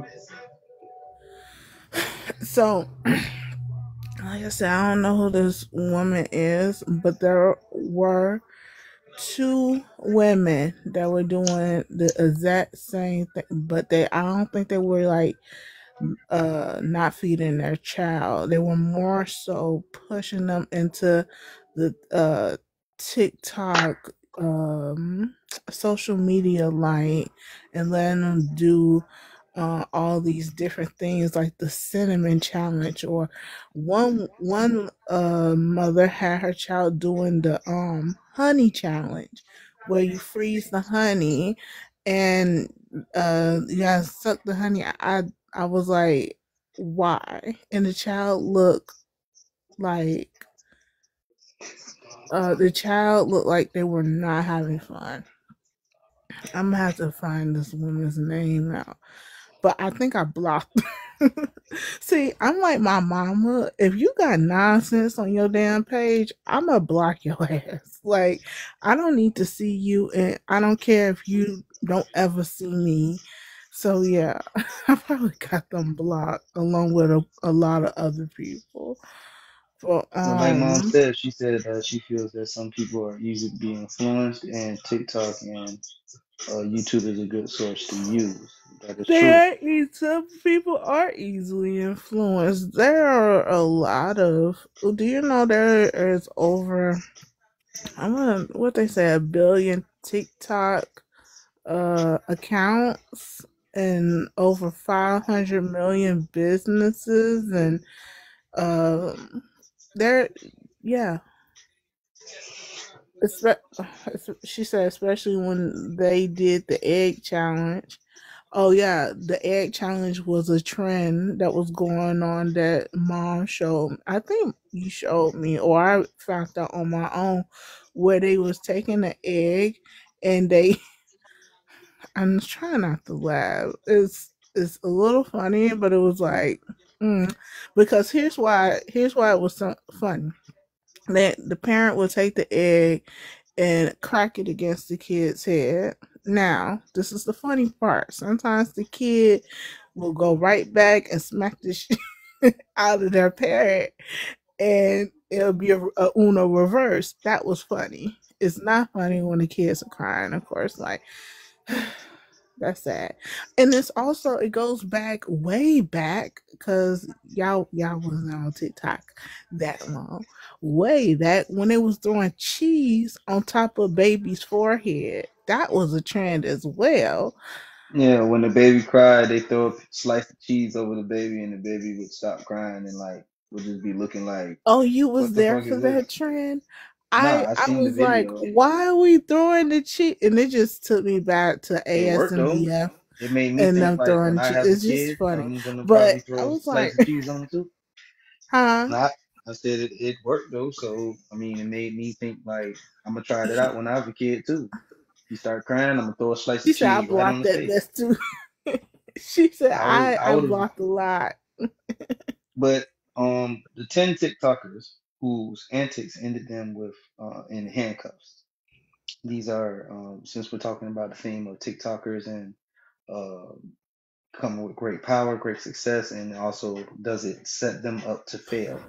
So we have 10 TikTokers whose antics ended them in handcuffs. This was an article created by Amira Jacka, and it was published August 21st of 2023.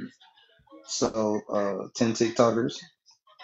We have the first one with Owami Nakobu. She was a TikToker who goes by Daniel Kareni online, is best known Mm. on the platform for posting comedic skits and dance moves, highly regarded in the African TikTok scene. Owami was invited to perform at Johannesburg for the 2021 TikTok Famous Creator. But recently, in August of 2023, the TikToker found herself in hot water after the Durban Metro Police Service drug team received a tip-off that a hijacked Honda i20 was about to be sold. Two suspects were consequently arrested: Owami and her Nigerian boyfriend. They were also found to be in possession of drugs. It appears Owami has since been released, posting once again on TikTok. As of yet, it has been unknown what charges have been made against the pair.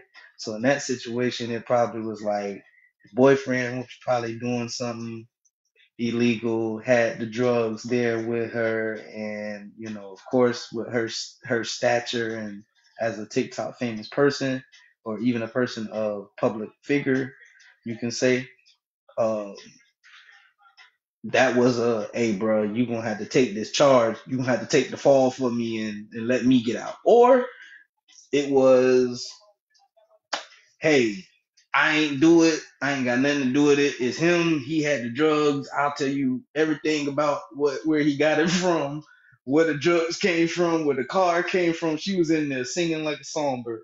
Those are the only two options of reason why she was released. Because they're not gonna release you if you did the crime. And it's like, yeah, come back later for a court. Because they would have told her she got bail. She would have got released on bail. But if she was released, she was in there talking. She was in there talking, or they found out, okay, she ain't got nothing to do with this, or whatever the case may be. But either way, we see this is a situation, right, where where she had that going on. Now, if you're a person that probably branded her and had like all kinds of partnership deals with her, she go to jail for something as drug possession doesn't look good. And we see what happens in the public eye when anybody that is representing a brand and has any type of negative press, that brand will quickly distance themselves from you. We see it with P. Diddy, we've seen it with Yeezy. So these are recent examples, but this is something that is known where if you are a brand ambassador or you're in type of some type of brand partnership, the brand probably has something in the contract that states if you was to ever get in trouble, go to jail for whatever it is. It don't even have to be for something that you really did. It could have been just the fact that you was charged with something. They could just end and terminate their business relationship with you. Um, so that is also interesting. But moving forward with the other ones that were that had similar issues, Bakari Bronze. I'm not going to say the rest of his name because it's long. Bakari Bronze, Constantine Ogaro, or known as Mizzy on TikTok, rose to internet fame by posting controversial prank videos. Many of his pranks included antisocial behavior, with this escalating to Bakari Bronze breaking into a stranger's house just for views. The house was a family residence with young children inside. Filming the interaction, Bakari Bronze was repeatedly asked to leave by the parents. The video quickly circulated online, and Bakari Bronze was given a community protection notice prohibiting him from trespassing on private property. However, he would later breach this notice in May of 2023, resulting in a fine and a 2-year criminal behavior order. He was released on bail under the condition he lives with his mother, but was arrested again in July at the Wireless Festival for not complying with an order to disperse. His TikTok account has since been removed. That was stupid. But again, this is TikTokers, YouTubers. They have certain niches. They have certain things that they do. And this is where, as a There are a lot brand, of prank TikTok people on here.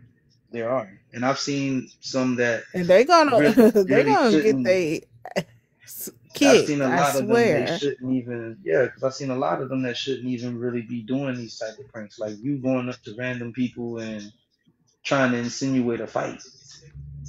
Like, I know there's one TikToker, or I've seen the videos where he just randomly walks up to people and like say like random shit, but he says it like in a way where it can be taken so many different ways. Like I know there's a video of a man who was sitting outside eating his sandwich and burger, talking on the phone, and the guy came up to him and was like, "Hey man, that's a nice chain. That's a nice chain right there. Let me get that." And it was, you know how sometimes they'll have someone behind them, just like how the people in the supermarket is like, "Oh, there's some nice melons," and a woman will be offended until they turn around, and the dude be like, "What are you talking about? I'm talking to him. Those are nice melons." You know, Oh, there's a guy that does that. Oh my right? gosh, It's I it's kind of forgot like his that. name. It's kind of like that, but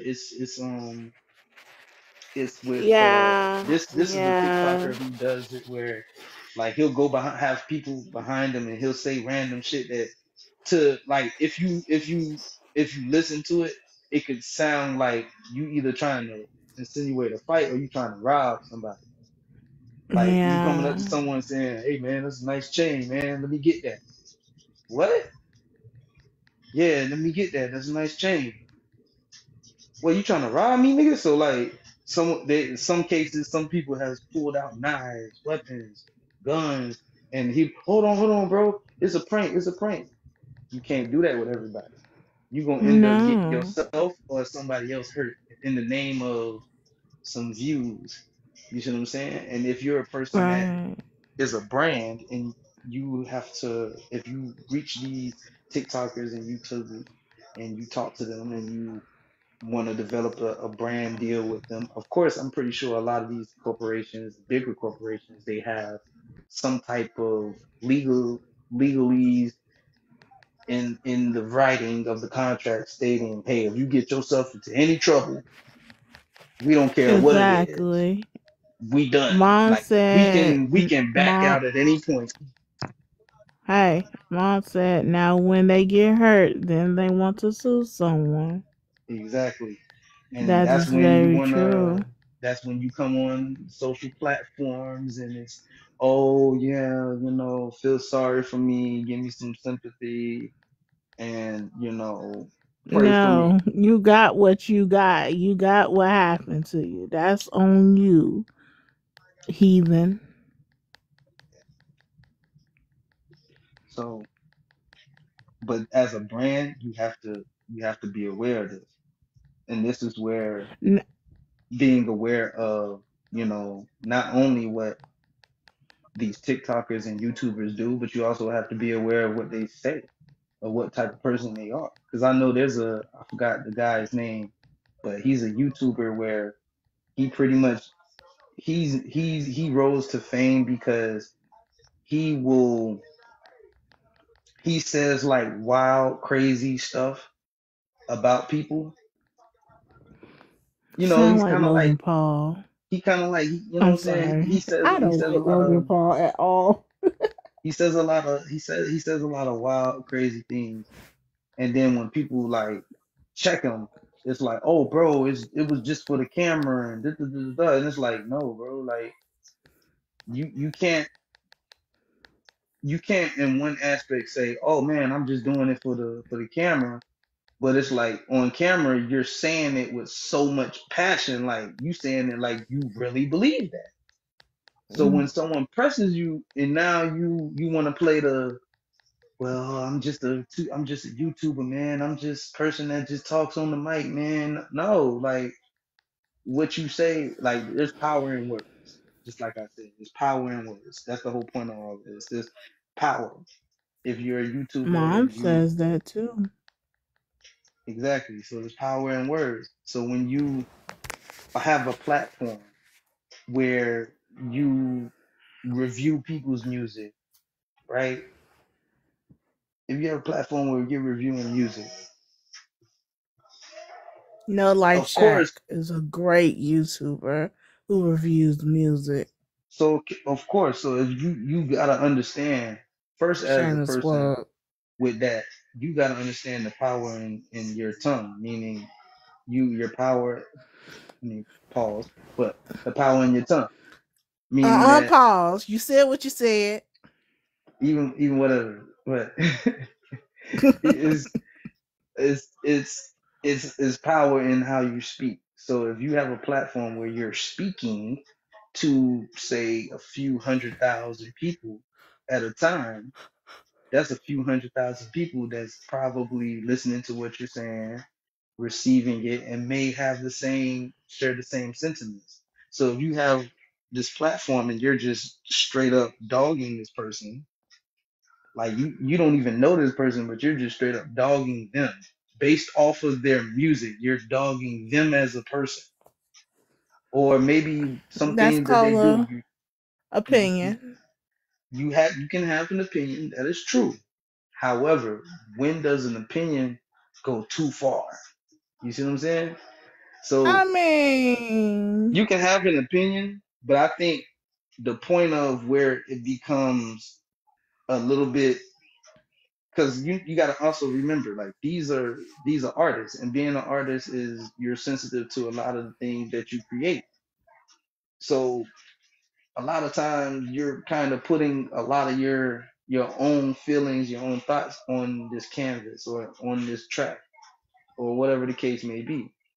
So for someone, like, how would you feel if you sat there and you spent the time and the effort in creating something, and someone just came in and looked at it and went, "Oh, this shit is trash. This is terrible. Like, how you would want you to know how would something? you ever make this?" And then You you want to might know say, something? "Oh, well, fuck you then." Da, da, da, da, da. And then they keep going. Well, you're just a trash ass creator and crafter and all this other stuff. And you see from there you're gonna get upset, right? But you You can't. know But then something? if you if, Hey, hey, but listen, you get upset, and then you want to react and say something to the person or say something about the person. Now they got you. That's the whole here's the point of what thing. they wanted to do. Here's the thing. Some people are like that. Then there are other people like me who do not give a FCK. I've had people talk about my work. Mom knows about Lil MacGyver. They said, why would anybody pay that price for what the mirror is, basically? And me, I'm like, okay, I'm a Uno reverse and see, let me see you make what I make.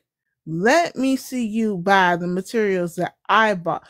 Matter of fact, I have a video of where you can get all these materials from. Then tell me how much you spent, what was your time, and like how long did it make you to make? How long did it take you to make? I I am that type of person. There are people that are like me, that are that are like my mom. Like, if you I gonna say understand that. something negative, no. If you gonna say something negative, I'm gonna come back. I'm gonna come back and bite you. I and it's not about me lashing out on nobody, because I've never lashed out on anybody. I will come with the same amount of tone that you hear me speaking in right now and confront them. Now, But this is what I'm trying to say. that is on listen, that is That's the on point. them. Listen, that is on them. That But is this is on them but listen to what when I'm they trying are to say. confronted, because that doesn't make me a bad person. I that don't make me bad, good or whatever. It just makes me a But person. this is what I'm trying to say. You responding is exactly what they want. Because you responding to them But they want shows, me to listen, respond in no, the no, no, no, most no. negative way, which It I would doesn't never matter. do, which is The a point, lot of people. It does matter. it It does. really do matter how you respond. It doesn't. The point I'm trying to tell you, the point is to get you to respond because that gives them more content. Because what happens if you respond, whether it doesn't matter how you respond, you can say something the most eloquently way possible. That gives them what? An opportunity to do what? A response video. To when then what happens then? You're going to respond the same way and it keeps going back and forth. You're just giving them more I content, which only is what respond the once to way one one. person. Well, two people. I understand that, but did you respond? And that's it. Were these people commenters or was these like other TikTok? Commenters. Exactly. Commenters. Difference. A commenter can create his own How is content as that well. different? A commentary It's in a video is the same dang on thing. It's just one is in the video talking and the other one is in a paragraph talking in the it's comment section. it's How is it different. different? It's no I'm going difference. I'm going to tell you if you let me. The Go difference ahead. is the difference is one person has a platform with a lot of people that follows them, and another person probably doesn't. Commenter is what the reason why he goes in. The reason why a person goes in the comments and comments the way that they do is 9 times out of 10 they don't got the same amount of followers as you. Two, they probably are doing the I'm same about to thing you're debunk doing. that. You're probably got they probably got if the same amount of followers, and even if they have more. The point I'm trying to make is this: with a You person who's just a TikToker, a person who has a TikToker, he has a platform. So, say for instance, like a person with a platform that specifically reviews music. What I'm saying is, for that person reviewing the music, if you are a artist, he reviews your art and it calls it trash. You make a response to that. However, you want to make your response. He now has now you gave him the ammo to now go on a run talking about your product, talking about you and everything that you drop. So you may say, okay, I give you that one video response. That's it. I'm not going to talk about you no more. You may not talk about him no more. But now this person has now you gave this person the ammo to go on a run just talking about you and your product. And just like how you said, you can feel how you want to feel, you're gonna be upset. And each and every video they drop, you're gonna be like, damn, this person's still talking about me. Damn. So then it's gonna you flood can't over to what you're doing. upset. Oh my lord. It's going to affect you. What I'm saying is that you responding to him is giving him the content. You're giving him the actual. You're giving him the energy to be able to fuel more content in that way. Because now to his fan base, oh snap! You to his fan base, it's oh snap! Someone's upset with how you reviewed, and this is what they said. What you gonna say next? So then they respond and go see what they had to say. So next, what's naturally the thing they gonna say after that? Oh man, I wonder what AJ gonna say to what he said, and you don't say anything. Okay, well, fine. So you may have some people at that point go, all right, you still keep talking about the girl, or you still every now and then keep throwing little jabs at her. It's getting a little bit too much. Whereas you may have the other side that just loves him for what he does, which is that. That's what I'm trying to say. Is even Right. it, you it's a He lose was a lose situation either child. way. Oh my gosh. Mom is right. She said not really because he was a child responding to her. He was a child. He was like he was twins. I was not upset. It was funny, honestly. To me, it was funny that someone would come and tell me about my work. Only me, only I. And this is because I guess I'm gonna say a lot of artists think this way. Only I am the one that knows my work. Only I am the one that makes my work. I am the creator of what I do. No one can tell me the correct or incorrect way of doing what I do. You can't. Like like going back to the mirrors, like there is no right or wrong. There are right procedures to take, but there is no right or wrong way of creating these mirrors. Right. Just like with So anything, for there's no standard way I of creating. like so what I'm saying was no one had me upset. I wasn't crying in the freaking club. I wasn't crying in the car or in my room. I, it was just funny to me. And there's a lot of people that think like I think. Like, and then it's not just me. Let's take it. You said the what you say? You said it could be a big creator, and the commenter can be don't have that many followers or whatnot. But I've seen so many big creators versus big creators where big creators will be doing these videos and the other big creator will be commenting in the video. Yes, I'll probably put up a video, but most of them would be talking in or debating in the comments. True. So I don't think it's a big creator versus little creator or no follower versus a million followers or whatnot. Like it's just common sense versus common sense. Yeah, I mean, I wasn't making it about the bigger versus big or little. I was just basically saying that Well, that's this what you person, the said. So I difference. wanted to talk on that. No, the difference I'm saying is I'm showing the difference between the two, meaning that if a person with a platform is going to hurt more if that person is going off on a tangent, just, you know, making But videos like I'm about gonna go. you as opposed to someone who doesn't have that type of platform who's in the comment section talking about your giving you advice because it's easy for you to go, okay, just like how you said, okay, well, cool, well, let me see you make it. But at the same time, to a big TikToker, you can say the same thing to him, but then he or she can also come back with their own tangent on their platform. What I'm saying is, it's it who would see it more? Who would see it more? One, two, A lot of people, who has a platform? Who has the platform for you to see it more? Which is the person who has the more followers and the bigger platform, which is that. actually, it's That's all I was both. just I saying. would say both.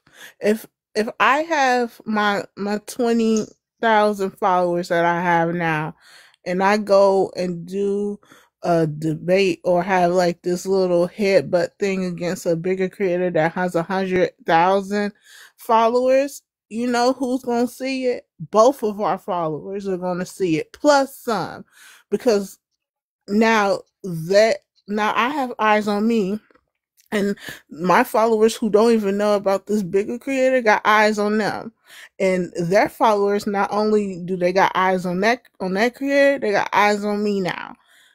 Yeah, but that's twenty So thousand and 100,000 versus 20,000 and someone who has only 300. it's not no verses, it's an ad thing. Now there's not only 100 versus 20, there's 120,000 people in total trying to see Okay. who's gonna say what next. You get what I'm saying?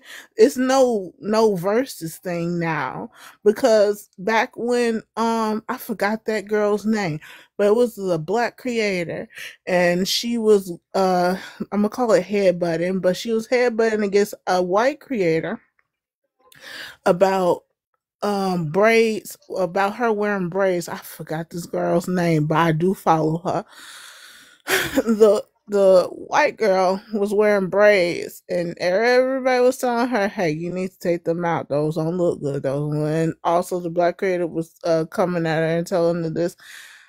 Not only did the white, let's say white tea girl, the palm colored girl's followers started going to the thank you, Crystal. That is her name. I don't know her full profile name, but her name is Crystal. Is that's the sister's name, sister's page. But the palm colored followers was going to Crystal's page, and Crystal's people were going to the palm colored girl's page, uh going back and forth and all that. So like I said, it's not no, well, I guess you could say it's kind of like a versus thing, but it's more like they added it's added because everybody's people are going back and forth. So not only do I have 20,000 people, I have that 100,000 that are Crystal Crave, that's her name. I got that 100,000 people coming to my videos and whatnot and talking. I don't care how Ex- they talk, Exactly. but But that like I they said, they can came run up from my who? They engagement. came from but it's still like it's apple to orange. Like I get what you're saying. It's all combined because everybody is going to be going back and forth to see who said what and things of that nature. So yes, in theory, it is Yes. together. However, but that 100,000 is not coming to see your videos with the same eyes as the 300 that is watching your videos. You see what I'm saying? You already got 100,000 people that probably is rocking with this one TikToker, so they're coming to look at your Well, stuff, but they're commenting the way that they're commenting, right? So now you now have 101 people, 100,001 people like going against you negatively again. So you're going so the same comment that you probably got from the big boss, you probably got the same commenting styles from the 100,000. So like I get what you're saying. They're coming to view it. So you're getting the views. So the views is counting either way. So like you right, both I are get going to what be you're making it. saying too. But what Like, I'm I saying get is the it. type of viewership you're Cause getting. go ahead, go ahead. I'll let you talk because you let me talk. You know what I'm saying? It's the type of viewership. So it's like I get what you're saying. You're getting it's combined. It is. But what I'm coming from is that's good, but it's like yeah, you got 100,000 people that you pretty much are coming to see your videos, which is cool. So it's like you win either way, regardless of it being like they always say, good press and negative press is still press. Is how you capitalize from it. So you may have 100,000 people coming to view your see what you say in response, and they may be commenting crazy on it, but you still got the engagement, you still got the views, you still got the likes or the shares. So like you still winning from a financial standpoint. However, anybody from the outside may look at it. So you may have people commenting crazy saying, "Oh, this is oh you a terrible person, terrible creator, blah blah blah." But to your 20,000, it may activate them to say, you know what? We rock with her so much, we gonna start buying her products just to prove to y'all that she is dope and we rock with her. We gonna so you see what I'm saying? So you win either way. Mm-hmm. It's just based off of the perception. So if it's that's why I said for someone who just solely reviews music, for him, if you respond, that is great for me regardless of how you respond. You can respond, calm, eloquent, and you can still be throwing darts at me. I'm cool. It doesn't matter what you say because now, guess what? 100,000 people who rock with me, now they got a focused energy, which is you. So now, if I capitalize, for me to capitalize off of that, I have to make a response video, right? So now my 100,000 people is watching me, and now in a way I'm helping you because now I'm getting promotion to you, as whether it's negative or not. Mm-hmm. If you read in between the lines, it's like yeah, he's saying some crazy shit, but now you just activated 100,000 people to look at me. So what am I gonna do? I don't have to respond to you at this point. I said what I said, like you said. Now I'm gonna just go ahead and show you the work. So from that point, that's when you start dropping stuff. Okay, well, if you say I'm a terrible crafter, right? Now I'm gonna go ahead and drop this extra, you know, exquisite crafting of something that I'm selling in the shop right now. And it's affordable. So the 100,000 people may come and be ready to try and hate on you. But again, if your art is your art and like if you're confident in what you do, that's when you bet on yourself and say, I know I'm dope. Them 100,000 people will come. You may have half of them that may just troll you and say all kinds of crazy shit just because. But the other half is gonna look at what you got going on and they're gonna look at that product and it can't be denied if the work is good. If the crafting shit is great and the quality is great, you can't deny it. So that means what? Your sales is going up. Now, effectively, I just killed whatever negative momentum that you just tried to send my way. I flipped that. I've dropped some product. I put the work in your face. So then after this whole ordeal, even if that person keeps going on and every other product I drop, they want to give a bad review, guess what? That's cool. I'm gonna keep giving you some more product. I'm not gonna respond to you. Because the moment I keep responding to you, that's when the back and forth comes into play. That's when you activate people to try to critique your work. And you don't want people critiquing your work. You want them to look at your work, see for what it is, the quality that it is, buy it. Once they buy it, they give you reviews and you ask for the reviews.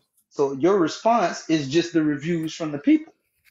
Well, you said I'm terrible and I'm not a great craftsmanship and who would buy my stuff. But guess what? I got product reviews from people who bought my latest stuff and look what they said. Right. Matter of fact, look at the sales I just had in the last month because of this. I can't be doing that. I can't be that bad if I'm making these kind of sales, bro. How about this? Then that's when you come back with, how about this? You make a product and make these type of sales, homie. And when he doesn't do that because that's not his lane and he moves on to something else, you won. You ain't even got to say nothing else. Now you can come back and talk crazy to him and be like, oh, "What's up, bro? When that product coming out? I'm waiting for that next product, bro." Matter of fact, here's a pro. You can here's a video on how you can make a product real easy at home.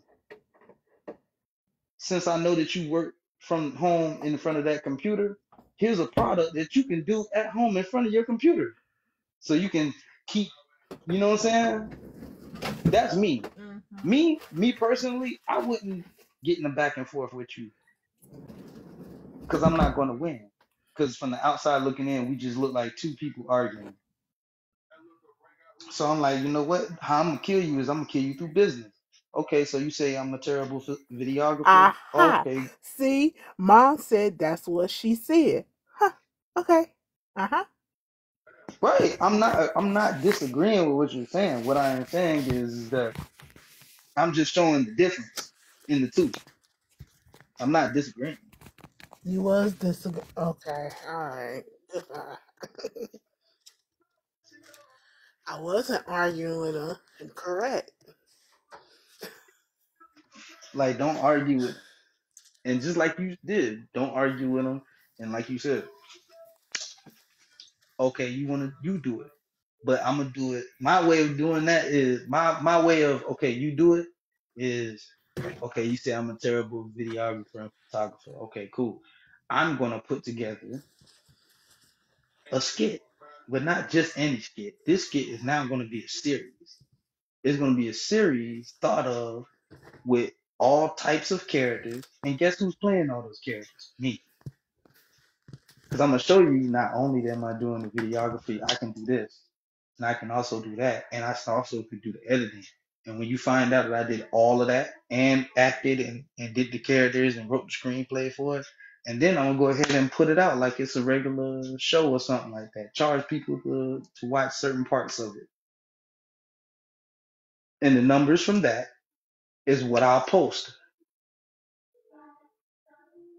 So now that's my okay, now you do it. I'm a terrible videographer. This is what the numbers look like for a terrible videographer, guys. So if you're a better one, I would love to see what your numbers look like.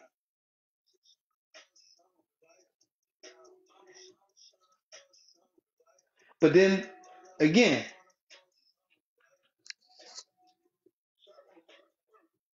to to go back to what AJ was speaking about is it's you do have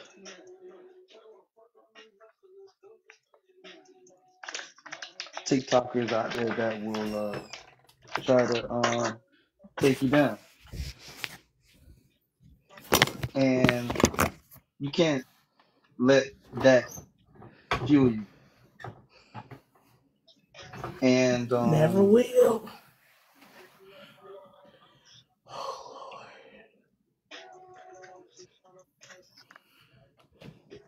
I'm just side rant. I had this cake still in this box and have not ate this cake yet because I started to get a headache and I fell asleep. So I'm about to eat this cake. But I will be muting and unmuting when you need me to speak, sir. No, you can speak whenever you speak freely. Sometimes you be in your pastor mode. Nah, just let me I just had to just get it off. That's it. Get my Yeah, moderator host on. Pastor Just get my Kev, moderator because I'm not host gonna on. get out your whole name, but Pastor Kev. But the thing is that these TikTokers, um, it's very easy for the power to go to your head. But what I'm Can I? saying, Can I? reason why I brought him up was because I remember it was a TikToker. I forgot his name.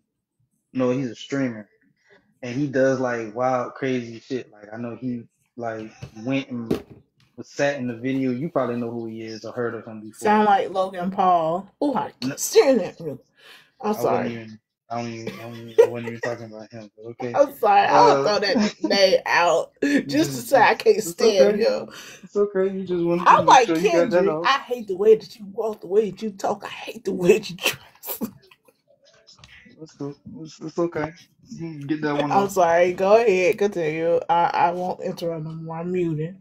What I was what I was saying is I was at now I'm saying like you probably would know who he is he was a TikToker that he recently I don't want to say recently but I know it was like a video of him like he would he would hop down he was riding in a ride along with this guy who's I guess they're the Kia Boys or basically is a some gang that basically they steal cars and like drive them like wild and crazy like they on GTA, you know?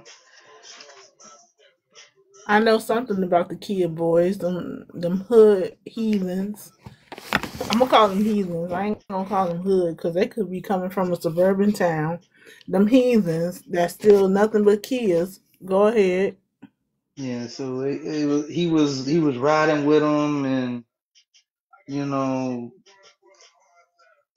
like he does like shit like that. Like he does shit like that. Like he would be talking shit to artists online and talking shit about their stuff on stream, which is what made me, you know, bring that analogy up about the other TikToker, you know, talking about your craft is what he would do on his stream is he would review the music and then he would totally trash them, like talk shit about their stuff and all the other things. Like talk shit about them, talk shit about everything. And then I think it was a recent video. It was he was talking shit about like this specific like young up and coming artist from Chicago, and he was like talking shit about him, talking shit about the whole crew, and you know the whole nine. Well, you know, homie met up with him, like caught him like somewhere out and about at some like event, and was like caught him while he was on camera too. Like, hey, what's up, bro? Like, what's up with y'all, man? Da, da, da, da, da. And like his whole energy was different. His whole energy was like, man, you know, please don't hurt me, man. Woo, woo, woo.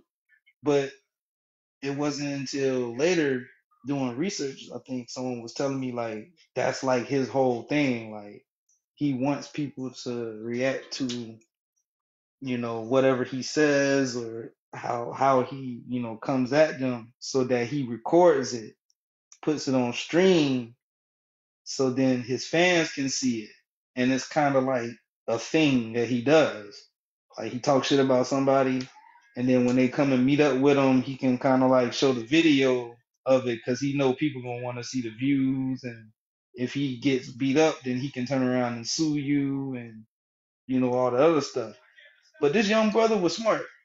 This young brother from Chicago was smart.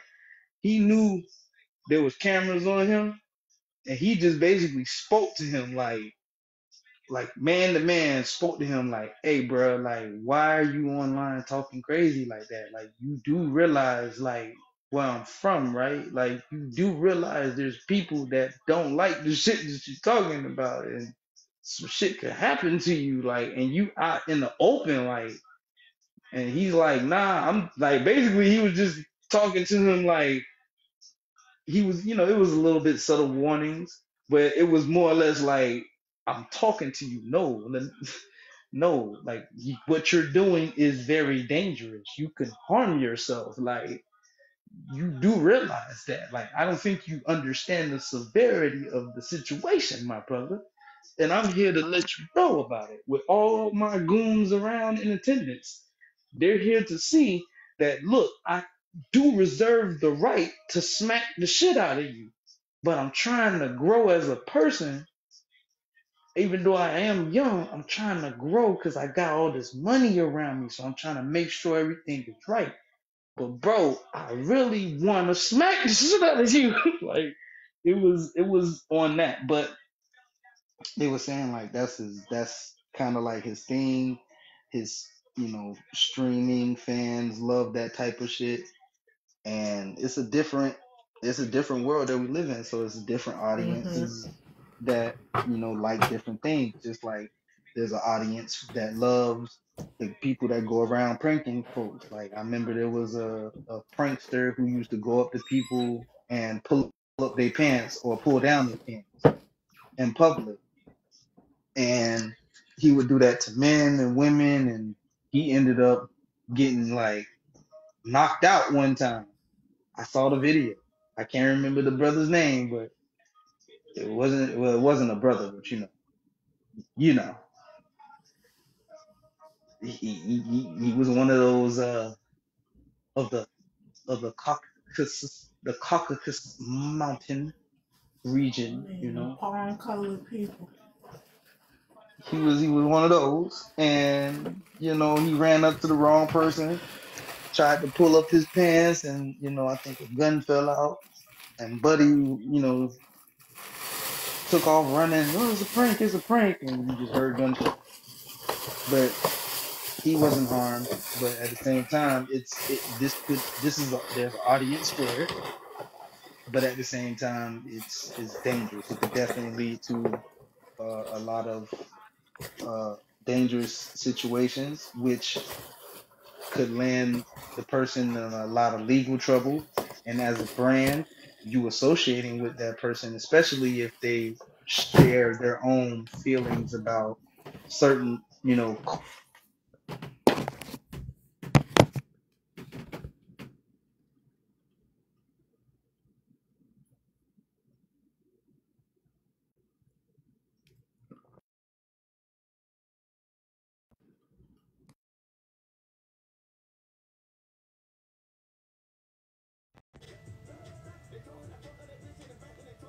yeah, that's crazy.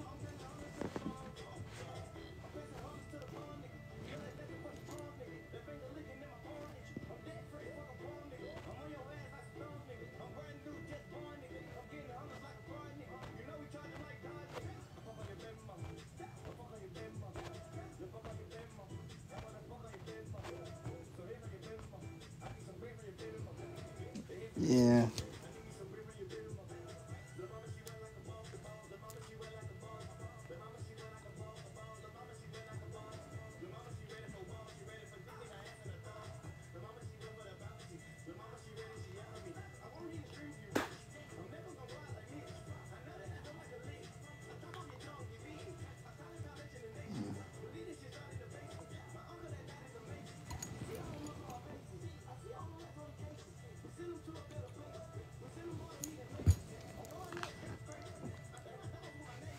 But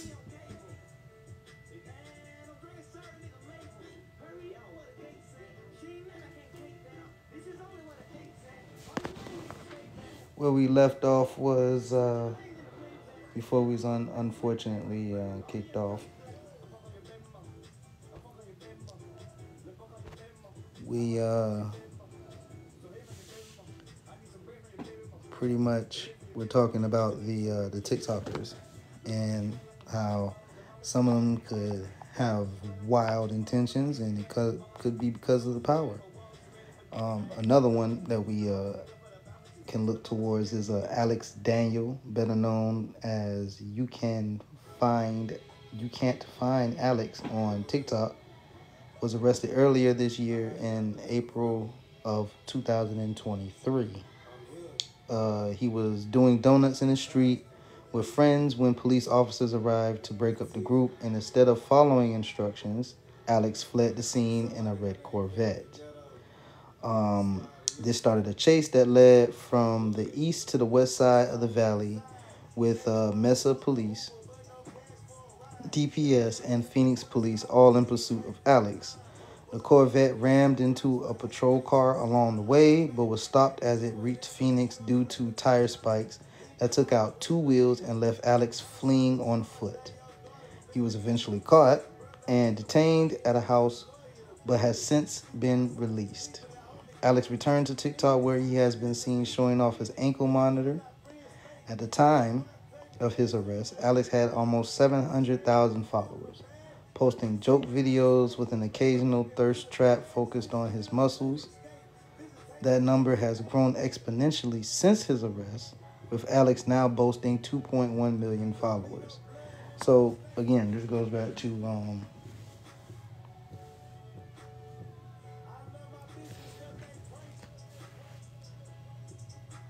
and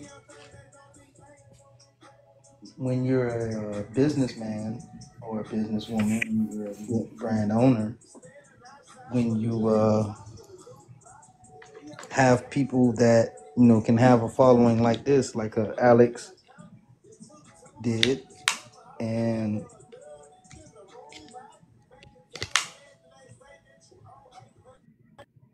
for for Alex,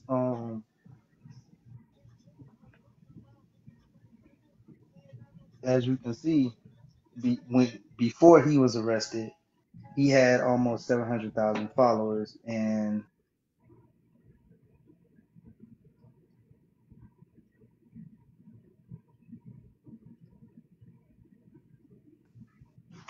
with that type of following, again, someone who is a brand ambassador might look at this person's following and his platform and say, "Oh, he has a following." But when you learn about, his antics, where he was just doing something stupid, he was doing donuts in the street with his friends. A cop showed up, and instead of complying and just leaving, and that would have been it, he took off on a whole police chase that had about two other police, you know, officials, chasing him, to which he then he then tried to flee on foot. Stupid. So it's like yes, you know, I think in a regular world with a regular person, if they did that, oh yeah, they go to jail because he said he rammed another police officer car as well on the way of then having his car stopped by the tire spikes and then trying to flee on foot. Had that been a regular person, oh yeah, he probably getting tasered, taken down, given a few bumps and bruises along the way. Mm. But again, the power that comes with a TikToker and YouTuber is different now.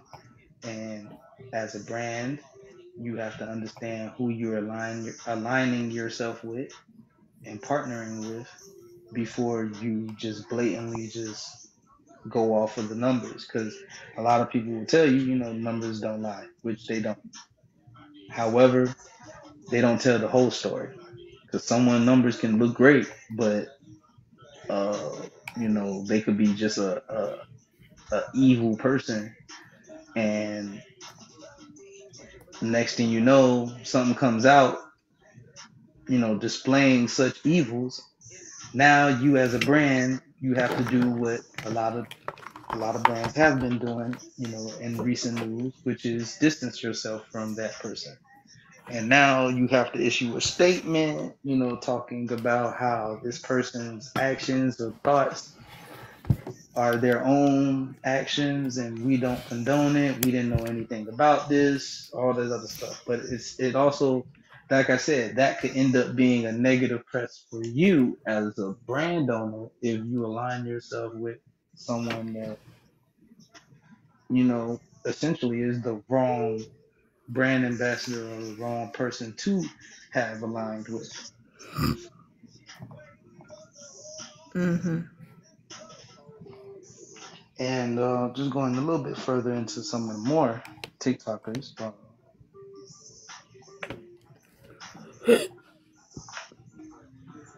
that was Alex Daniels' case. Um, we also have another person who's known on TikTok as It's QCP and best known for his culinary shorts and viral food tutorials. But things took a turn for the worse when he was helping a friend move in September of 2022. He was pulled over by police who informed him that the rental van was in fact stolen, arresting him for felony possession of a stolen vehicle. U-Haul, the company that had rented out the van, had reported it as stolen after it was never returned and payment was missing. So QCP was arrested, booked, and released from custody on bail of $25,000. He was not charged over the incident and claimed he did not know the van was stolen when he borrowed it from a friend. The friend responsible for the renting of the U-Hauls has since paid for the van, and QCP continuing to post on TikTok. That was kind of, a little light. Boo. Next. I need some hard grit. So we have this one where it kind of took a turn for, the worst, where it's a Maheki Bukhari, better known as Made by Logs, had a following of over 120,000 on TikTok and frequently shared fashion updates. Her rise to fame, however, was cut short after Maheki was arrested alongside her mother and several friends in 2022 after a car crash resulted in the deaths of two men. Um, wow, it says that her mother had been blackmailed by her former affair partner and came to her daughter for help. So Mm, Maheki organized a group to jump him in order to end the threats, but things escalated into a car crash. Well, escalated into a car chase. Excuse me. mm-hmm. Um, after the guy, I'm gonna try and say his name, Saqib, Saqib. Hopefully, I'm not butchering his name, but it said after he made a desperate call to 911, his car was rammed off the road. Both him and his friend was not involved with any of the blackmailings, but were killed when the car hit a central reservation barrier doing 80 miles per hour. So the mother, so right now, before we even continue, it's stating that this woman who was on TikTok by the name of Meheki Bukhari. I hope I'm not butchering her name, but that's the name, and she's better known by Made by Logs. She had over 120,000 following on TikTok, shared fashion updates, and was arrested alongside her mother and several other friends. And it was due to a car chase. And the reason being was because this guy named Sakib was accused by the mother to being blackmailed by. Mm. So she came to her daughter for help. And the daughter decided to organize a group of her and her friends to jump this guy in order to end the threats. So this woman decided, you know what, we're gonna just jump him, and hopefully after we jump him, he's gonna like stop blackmailing you, right? Right. Things escalated because obviously he was able to get himself away to hop in the car and take off running. That led to a car chase, to which he made a desperate call to 911. And before, I guess, the end of the call, his car was rammed off the road, and him and his friend, who it's described as was not involved with any of the blackmailings. So the friend who was not involved in any of the blackmailing, this is the innocent bystander. Him and the guys Keeb were killed. They ran into a barrier at 80 miles per hour. Maheki and the rest of the group responsible were found guilty earlier this year, with Maheki and her mother both convicted of murder. Prior to Mm. their arrest, Maheki would often post about her close relationship with her mother on Instagram.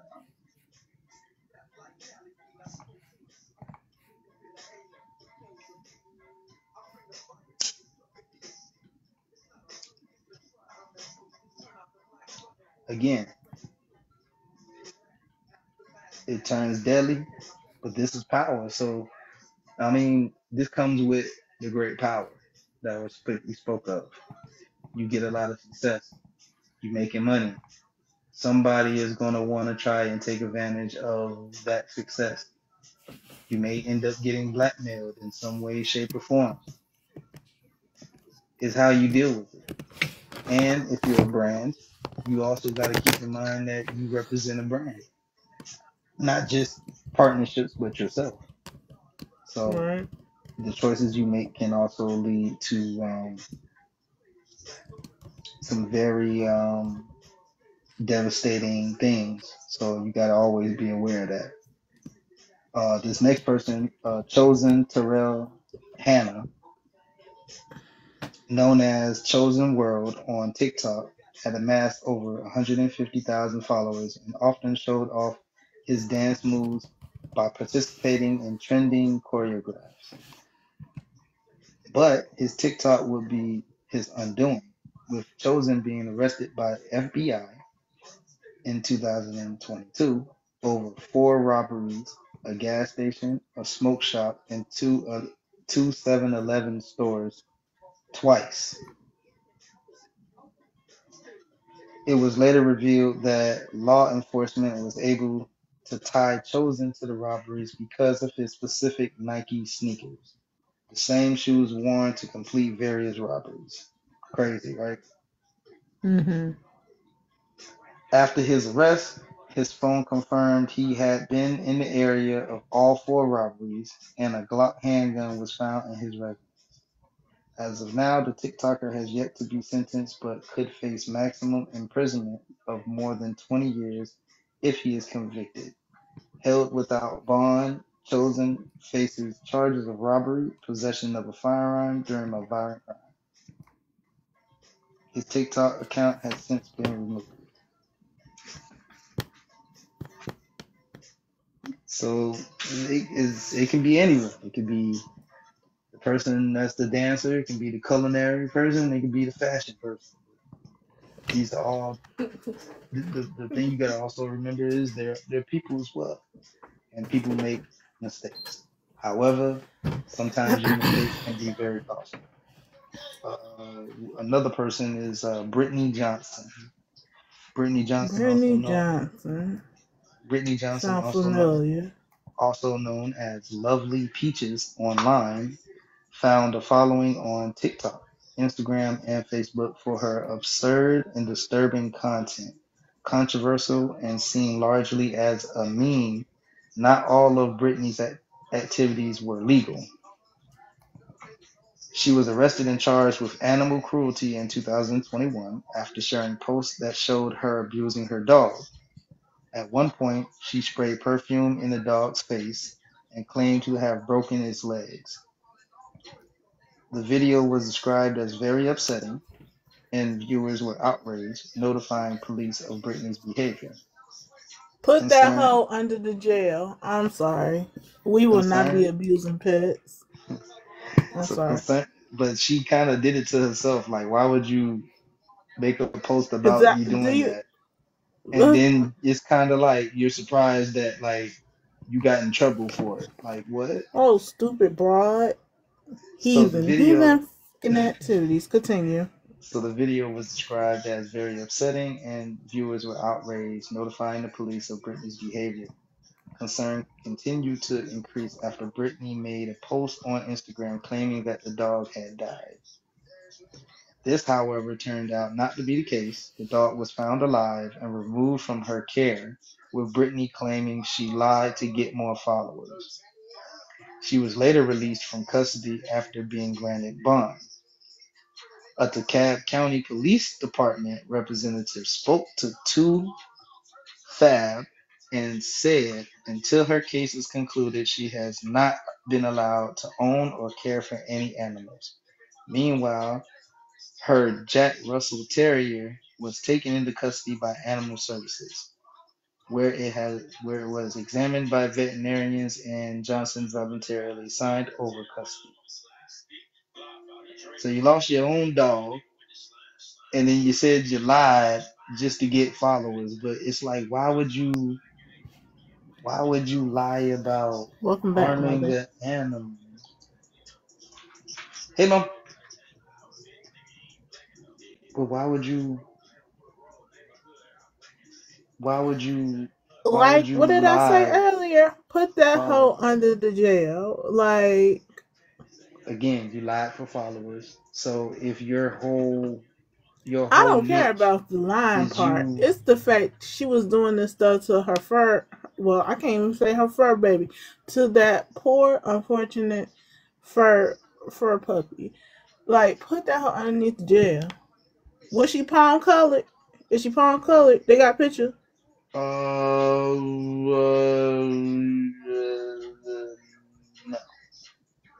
But we What's her can. name?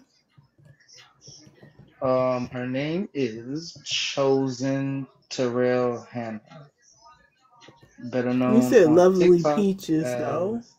Oh wait. right? That's am I looking at Brittany Johnson? I'm sorry. Yeah, Lovely Peaches.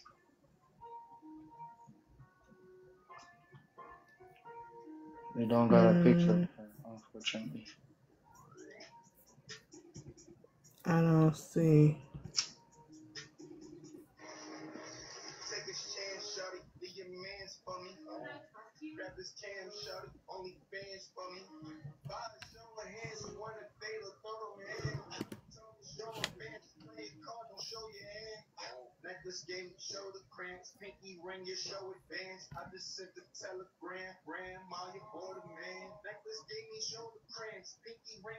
Oh no, she's not palm colored.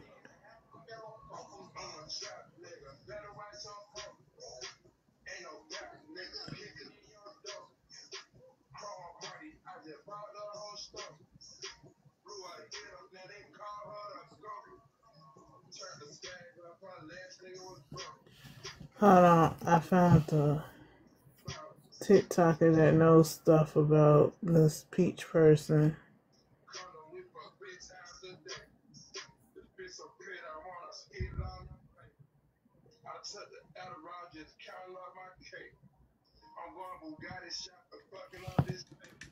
A lot of people don't know this, so I'm gonna go ahead and fill you in on the tea.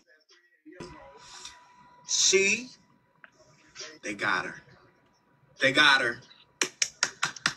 Good work, guys. I see you, John. They got her.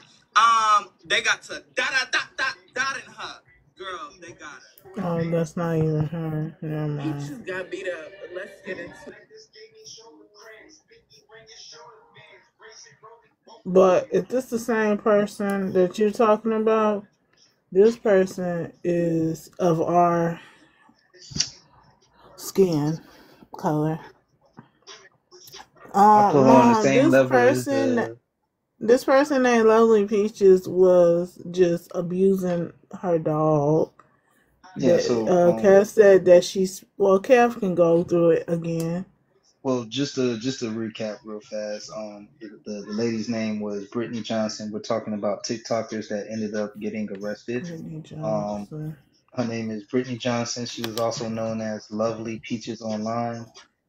She had a following on TikTok, Instagram, and Facebook, but she basically was arrested and charged with animal cruelty in 2021. She was sharing posts that showed her abusing her dog. At one point, she sprayed perfume in the dog's face. She claimed to have broken the dog's leg, even made a post saying that the dog died. And her being online and her post was her own undoing because of that, people who were watching her posts and watching her online, make these posts, they basically knew her for the trend of basically just, having content that's just is very controversial and absurd. But when she started doing that, they pretty much reached out to the police and called the police and animal cruelty on her.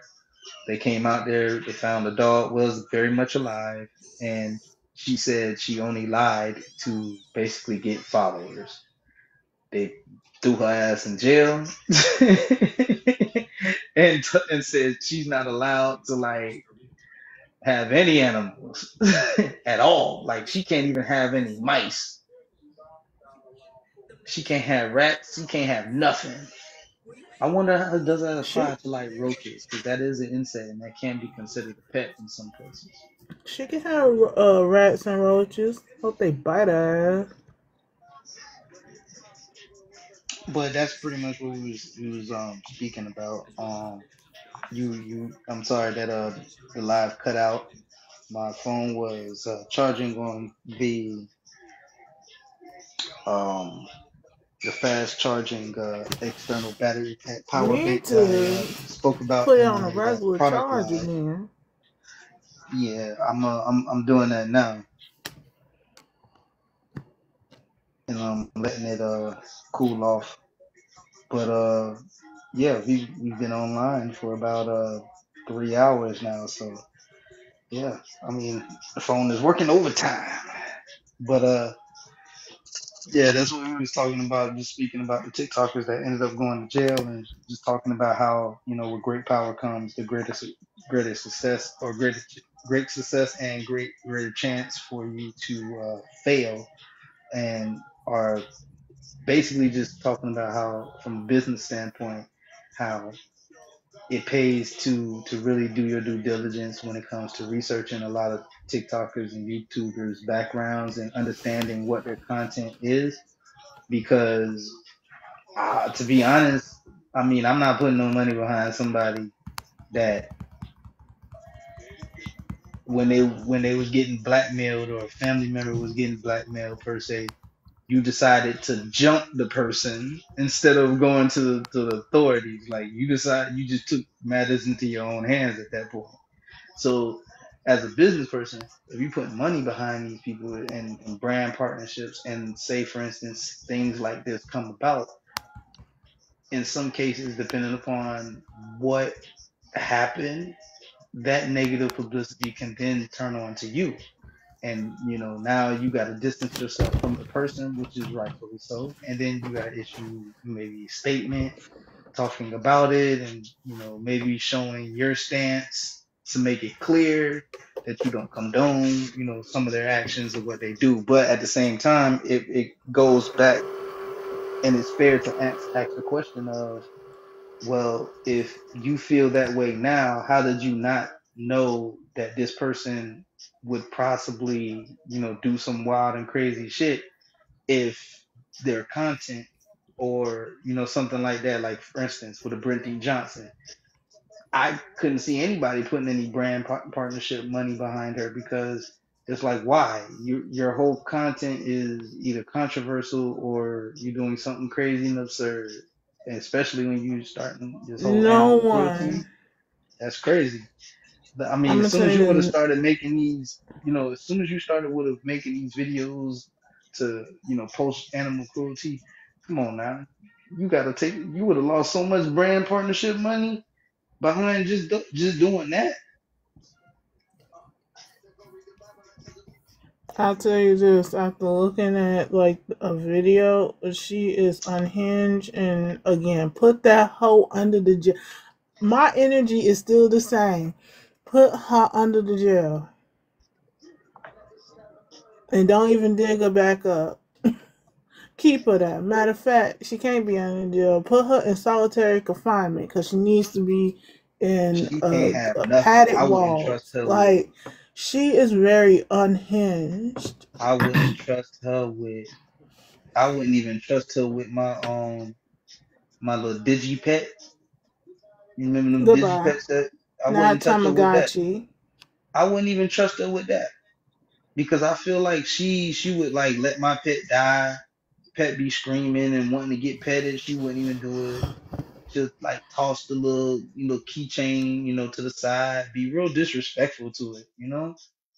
Wouldn't even give it the time and you know what I'm saying? The time and effort that it needed. Some people you just got to. Some people just. She don't even need kids. I'm sorry to say. If she got kids, take them away too.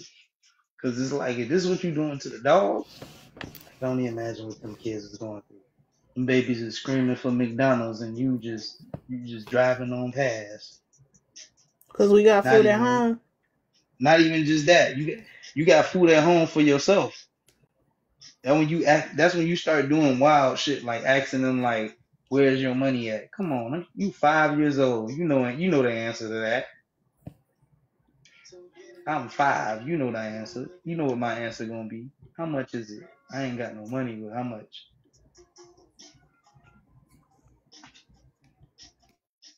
Next. Let's get off of this clown. But next person is Haneen Hassam. Gained more than 900,000 followers on TikTok by posting videos of herself lip singing to songs and dancing. In a shocking turn of events, she was arrested in 2020 for violating family values and principles after she invited female followers to join another video sharing platform, Likey. Not sure what Likey is. Can you do a little fact check for me for her? Likey? Likey is spelled Likee. Not sure what that platform is, but it says it's a video sharing platform. It says she was arrested for violating You family said values and L-I or L-Y? Likee. Hmm. I was like, Lucky Lee? I know the artist Lucky Lee. Like he looked just like they use the same colors as Instagram. Formerly like Video APK. What's this? Likey is a video editor with a ton of social components. What makes it different is its very unique and flashy style, as the app offers a ton of special effects that are highly unique and primarily used by this app. This includes a slew of stickers, filters, graphics, and more. The app acts as a video editor, basically a watered down CapCut. Okay. And sharing platforms similar to the programs of this nature, it has two components. First is the editing and creation portion. Using the app, you can create your own effects, edit together clips and voiceovers, and more. These effects are interesting and very wide ranging. It includes super mix, effects that allow you to add some truly wild and colorful effects to your videos. Using this app's up-to-date facial recognition technology, you can also swap in your face with others, include your friends or celebrities. Indeed, when it comes to facial swapping, the sky and your creativity is the only limit. I'm not going to read the rest of this because we are not sponsored by these folks, and I really don't give a shit about it. But it looks like a watered down cat cut It's like CapCut and TikTok had Unhinged Baby, I guess, because it's got 3 out of 5 stars. It's a free program. It's an Android only app. Never understood why paying because we got food at home. We do got food at home. You don't eat that spaghetti or tacos or chicken nuggets, turkey nuggets, turkey nuggets. Did this man fall over here again? Like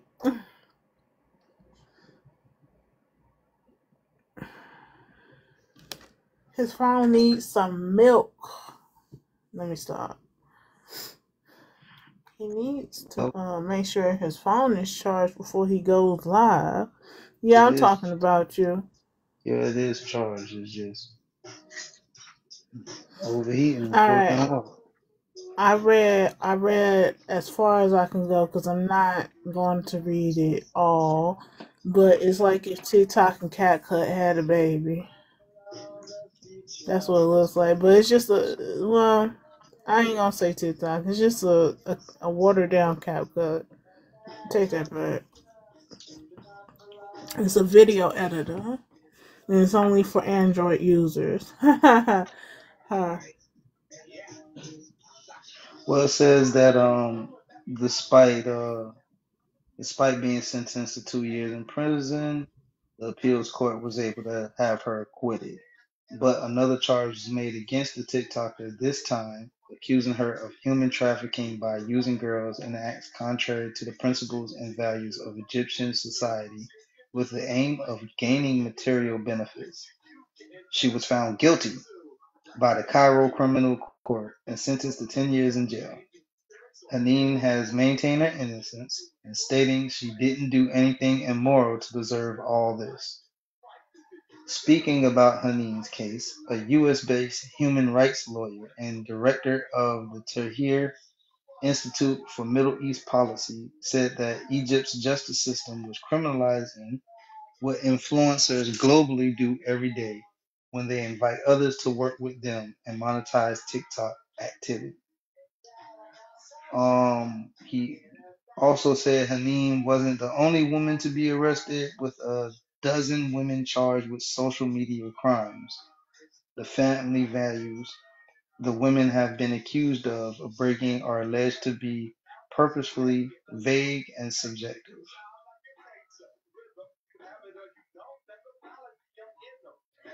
So, I mean, certain countries have certain laws. Can't get around that. And I understand that she may be, going to jail for something simple that we get, but you got to also understand, too, the country you live in and the laws that are of the land. Just because you are making money off of TikTok doesn't mean that observes you, that doesn't mean that you're above whatever state and, and country laws that you have, set. I.e., we can look at this situation where the U.S. is banning TikTok. I know that probably hurt millions of U.S. based TikTokers because a lot of them were making money off of those ads where on TikTok Shop. And now with the ban being in place, now it's a situation where now you have a lot of Americans who were pretty much like left out in the cold. Like you kind of gotta refocus what your brand is gonna be. I know I'm just gonna transfer over to Instagram. People keep telling me you might as well go to Instagram. And I said, easy said than done. True. But another TikToker we can talk about is Bryce Hall. TikToker Bryce Hall could appear on this list for multiple reasons, but his first offense was in 2020 when he was arrested alongside Jada. Jaden Hostler on drug offenses in Texas.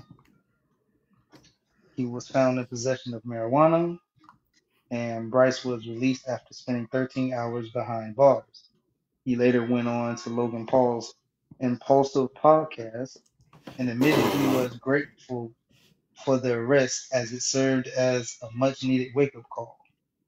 He said, "We were in jail for 13 hours. We got out. Everyone said that we were privileged and shit, but actually, Jaden and I, even the people who didn't get arrested, came into a huge realization and we leveled out after that.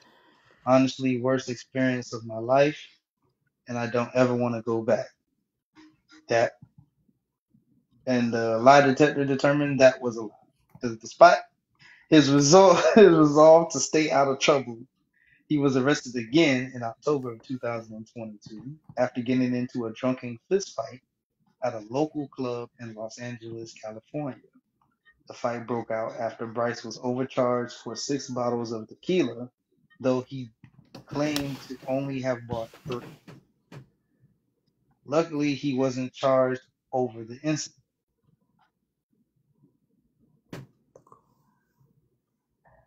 Moving on, we have Cameron Herron. Herron. I was gonna say, you might as well go to the next one. He sucked. In He was on 2018, Logan Paul. in 2018, Cameron Herron was street racing with a high school friend, John Barano, when he struck a mother, Jessica Rabino, and her baby Lilia when they were crossing the road. So he was street racing with a friend, high school friend, and then struck a mother and a baby. Jessica was killed instantly, and Lilia was fighting for another day before passing away, and she was 18 at the time. Cameron pled guilty to vehicular homicide. He was sentenced to 24 years in prison, much to his and his lawyer's surprise.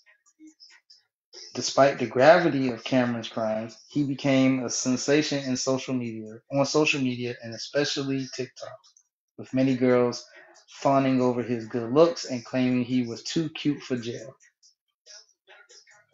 Many have rallied around Cameron, demanding his sentence be shortened and circulating a hashtag calling for action, justice for Cameron. Jessica's husband, David William Ravenel, however, has been adamant about keeping Cameron behind bars.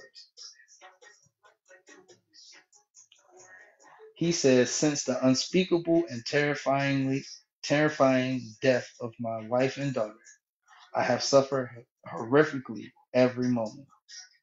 David told the courtroom during Cameron's trial. "It's nearly impossible to put into words the agony of this legal process. The profound drama it has caused increased exponentially every day that these defendants are not in prison."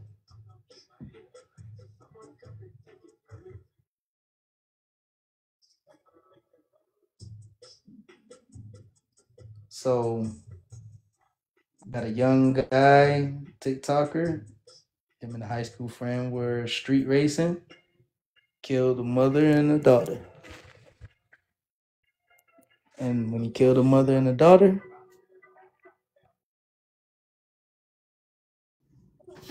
He put that hoe under the jail. oh, that's a dude. I don't care. Dudes can be hoes too. It's a universal slur for both sexes. I don't care. Put that hoe under the jail. Well, I said those what are I the said. All right, I'm muting up. but those are the 10 TikTokers that found themselves in trouble. And again, it just goes a testament to with the great power that they get and the great fame and the money that they get, it sometimes can go to your head. And you gotta also, as a brand, and finding out if you want to partner with some of these guys. Sometimes you just gotta understand their views on life and understand the type of person that they are to understand the brands and the content that they produce out. Um, some of these cases that we talked about, it's just stupid. It's just stupidity. Like some of them have like small cases where where this the situation where the girl was put into the Egyptian prison. Now that is now that case is just you know she may have not done anything wrong, but it's understanding the law of the land and understand what you can and can't do. And in that specific country, their justice system and their laws are vague, and you know you got to understand and be wary of that as well.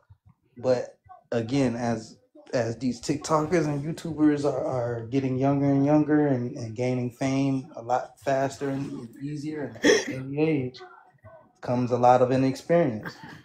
And some of them may are not some of them are not well versed in the law of the land and understanding the laws and what they can and can't do and what they can and can't say.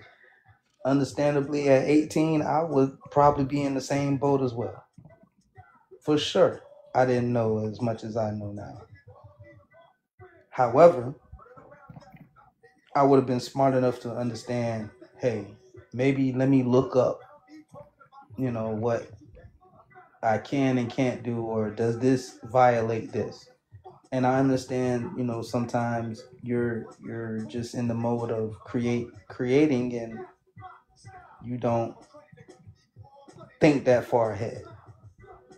But that's when you have to have a team, and you have to have somebody on that team to be able to go through whatever content that you're making, or whatever the skit that you're putting together, or whatever it is it's going to be before you put it out in the world. They're the person that looks it over and gives you the thumbs up of approval, or tells you, hey, maybe you need to change a few things in what you said because it can come off like this. And it's tough as a brand. You got TikTokers who get a lot of fame, YouTubers who get a lot of fame and have a lot of power, and sometimes Mm-hmm. you know it can end up being devastating for them if not properly managed. So let's ask you the question to open it up to the chat and everybody else. What's the question? Question is, you as a brand, yourself, and as a company,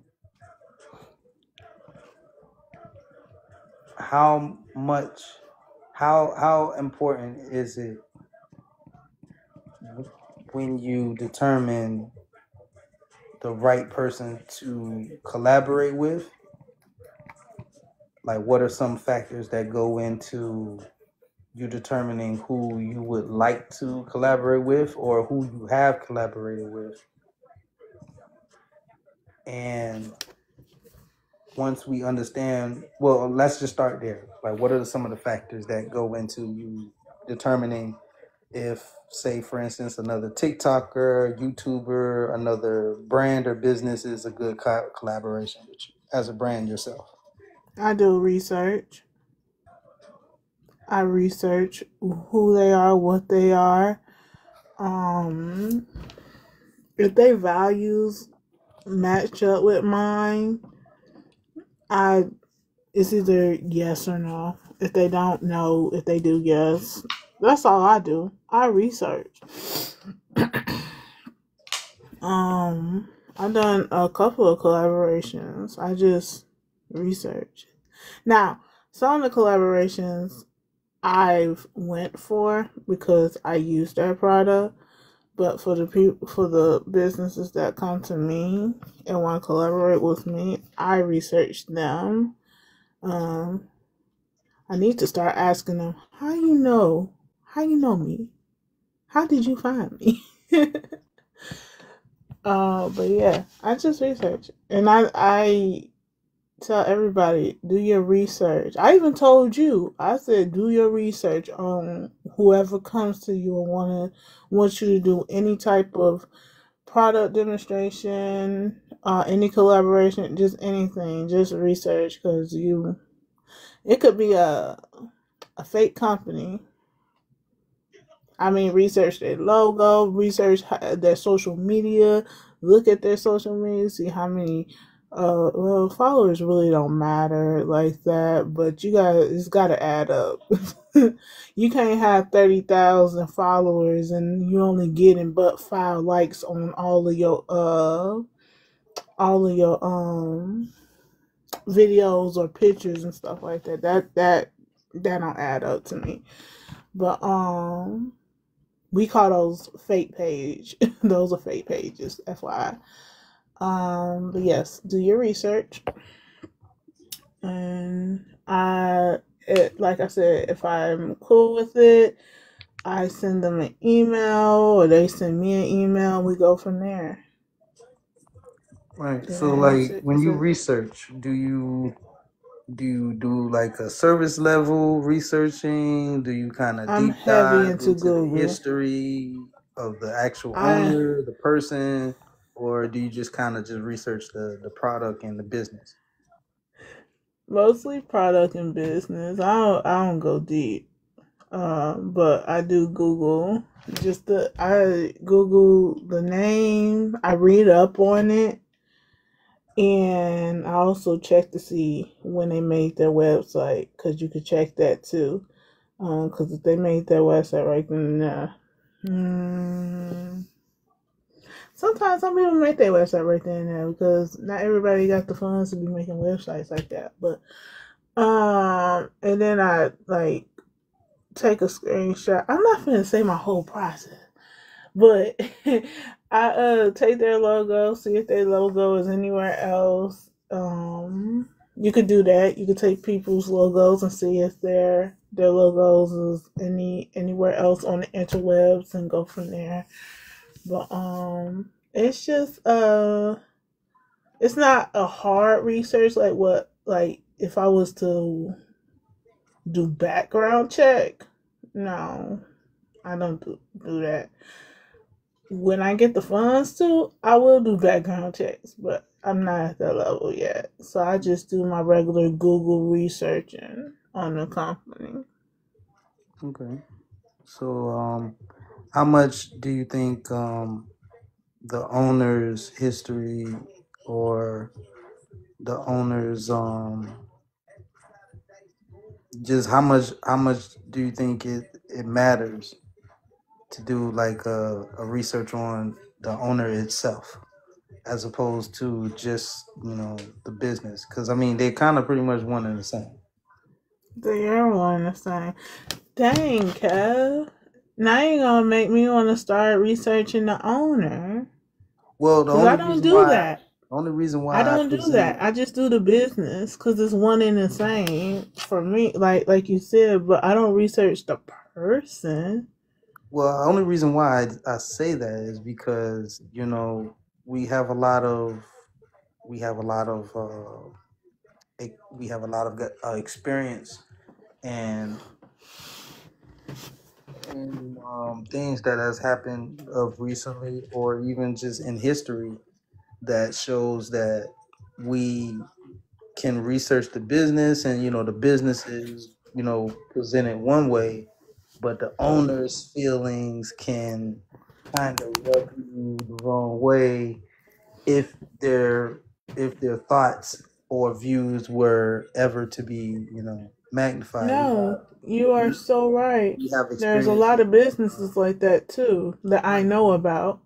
So we have the experience with Donald Sterling, where he was the owner of the Los Angeles Clippers, and a few years back he came in to fire because it was a young woman that he was seeing that was able to record him saying some unsavory things about Magic Johnson and a lot of African American players, um, showing his racism and also showing his lack of respect for the people that, make his business what it is. So what they did was the NBA got him all the way up out there. They got him out as an owner all together. So think about it.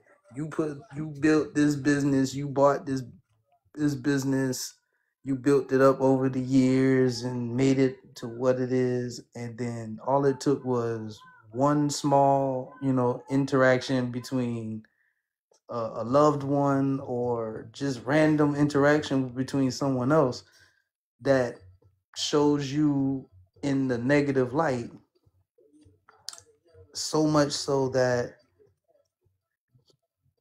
it made other people in your industry come together and say, yeah, we need you to leave. And not you leave with your company and go do something else. It's you leave your company altogether. Like wherever it's at, you just step down and you're out of here, buddy. Don't pass go. Don't collect $200. Just go straight out the league. And we have, Mm-hmm. we have all these other cases with Enron. Enron was another a company that pretty much was doing fraud, and a lot of the people who were the figureheads of Enron, I think only one person ended up going to jail. The other folks was either they got out of there before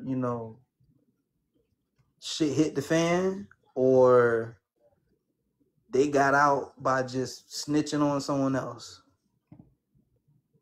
But that's the only reason why I said that was because you know we can work with these businesses and not really know how this person really feels about you. So I know I would feel some type of way if I was working for a Cristal and then he came and said what he said about, I didn't really make my products for rappers and black people to kind of like consume. It's more elegant, Mm-hmm. and I would feel some type of way if I had his bottles in my videos and I was talking about it, giving him free publicity and all this, and then he said that about me. That's what led to, hey, well, the black community don't want your bottles in our world. You say that you good without us, cool. Stick to whoever your demographics is. I'm pretty sure they'll keep buying your bottles and everything. But guess what? That extra money that you would have got from messing with this culture, yeah, that's done. Don't nobody buy Cristal. If you're black, don't nobody buy it. If you bought a bottle of Cristal, I guarantee you, if you bought a bottle of Cristal, you probably can't even buy it in the club. That's just how powerful it is. You probably got to go to like a much more elegant area and ask for it, and they may have it. But other than that, you're not buying that in the club. They don't carry that. So, with that being said, and as I you as a don't business drink. person, if you say, for instance, if your target demographic, so if who you was targeting in your business was the black community, and you're aligned with someone like a Cristal, and those remarks come out in the article, it kind of makes you look bad for continuing doing business with that person. So now you would have to do the same thing from a business standpoint and distance yourself from your partnership with them, because your target demographics is going to start to look at you different if you continue doing business with them after they said that. It's going to be kind of redundant. Like, why are you working for someone who basically said the people that you're targeting, he's not trying to target, but you're collaborating with him to make a product to target that same people that you're trying to target. You see what I'm saying? Like, it's kind of like he's going to use Mm-hmm. you as the figurehead to allow that to get in. So it's like, don't you see you being used? You need to get out of there.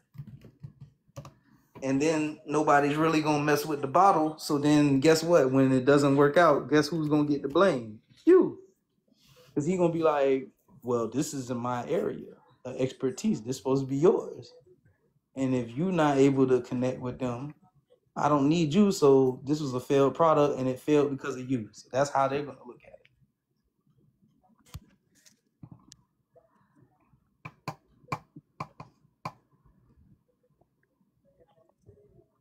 True. So that's why I feel like I just asked the question because I feel like that also is a factor that's if it wasn't not to say that it's an indictment on you, but I'm saying like if it wasn't something that people have had done before, I think now with everything that's happened, you know, I think that it's something that is up for argument. Like you can, in some cases, you can make a case for it to be a factor.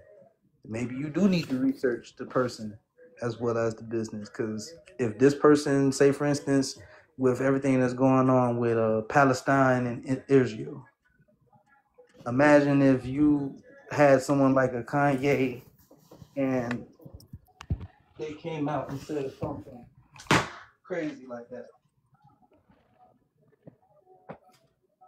about the Jewish community. Oh man, you'll be so much under fire just based off of what they said. You would have to do things that you did. Like you have to do what Adidas did, which is, hey, we got to distance ourselves from him. We may even go as far as, condemning you for your own thoughts, even though, like you said, it is your own opinion and you are entitled to your opinion.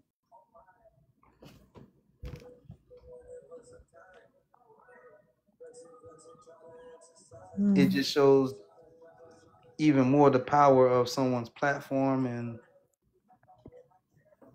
shows that the power of the tongue is real.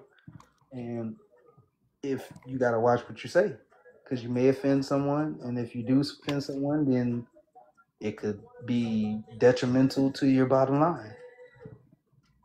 And nobody wants it to be detrimental to anybody's bottom line, because you start messing with someone's bottom line, now we got to start having some real conversations. Like, if you don't stop, we may need to pull out, homie. And if you kind of Nah, like just pull out. Kanye, yeah, you might. If you're a Kanye and you're just like, I said what I said, and I'ma say it again louder. If you want me to say it again louder, and at that point, it's like, yeah, buddy, we might have to cancel it then.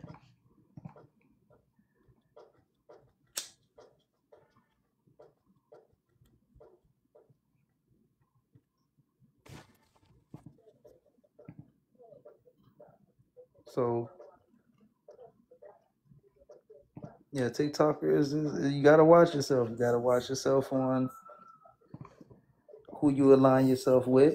And I would make the case for, researching the actual business owner and researching the business also as an added factor.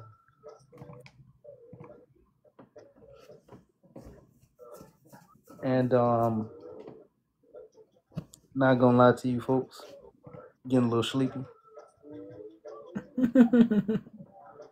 You can probably hear it in how I'm talking about this last couple topics. I'm trying to stretch it out. But You always just talking, so I really didn't hear anything. It sounds like how you usually will talk, sir. thank you for letting me know That you talk a lot. that I talk a lot. Thank you so much. Shut up. Do your ending. Like I said, folks, we reached the end of our live chat. It was a great live chat. We talked about two topics that were very interesting. I feel that it's good. It's good to have these topics and to have discussions. I don't know everything, and I don't run around and claim that I do. So what I will say is the things that I don't know, I'm very open to learning and hearing out other people's perspectives. Um, I'm also understanding of, hey, we can have a conversation, and I can share my feelings, you can share your feelings, and at the end of the day, we both win, because we both walked away with a new outlook on something that we probably just never seen. I thank everybody that came in, and I thank everybody that commented, everybody that shared their perspectives. Thank you to Mom. Thank you to AJ and Archer Craft, who is one of the greatest crafters out here, and probably better than the crafters that you know. And I said it, and you can tell them I said it. Tell them to come to my page if they want to talk about it. We can talk about it. So at the end of the day, shameless plug. Make sure you reach out to Archer Craft and head over to her Etsy shop and see some of the products that she has. She's a great artist and great um, graphic designer as well as a great crafter. And you can see some of the many things that she made by hand, handmade, originally made, originally designed by her, nobody else. You know what I'm saying? She don't need ghostwriters like a certain, Canadian rapper that we all know. Ghost But we're not even Riders. going to get into that because he lost. And we're waiting patiently to celebrate his death on Juneteenth and be there on Goodbye. the day. So at the end of the day, Archer Craft, I'm pretty sure it would be dope if you probably created something for Juneteenth. Maybe I am so. working on it. Dude, honestly, I'm still trying to wreck my brain on what can I do for Juneteenth. So I'll probably have something. Well, we'll wait patiently for that to come, and when it does come, make sure you guys tune into her page and tune into the many different posts that she has of her making these said items. She also was on live a little bit earlier, so you guys will be able to see some of the videos of her, constructing her product live and see that, it is what it is, which is the proof is in the pudding. And she does it by hand and lets you know that she does it by hand all by herself. So when you see these lives and you see these videos and think, man, she maybe have a team of people to help her. She has a team, but these hands were made by AJ. And harmonica is making your vision come to life. And can she? Turning your vision into reality. You're close. She does that too. You gonna make So at the me- end of the day, reach out to her. You can collaborate with her. You can reach out to her and also see some of the products that she has on her shop. You can make purchases as well. Um, yeah, so that was our shameless plug for the evening. Thank you guys for tuning in as always. I appreciate you guys for coming through. Everybody that um, gifted and everyone that stopped by. All 413 of y'all. Say that one more time. Thank all 413 of y'all for stopping by to the live and to the conversation. And give you guys yourselves a pat on the back for coming through, engaging into the conversation.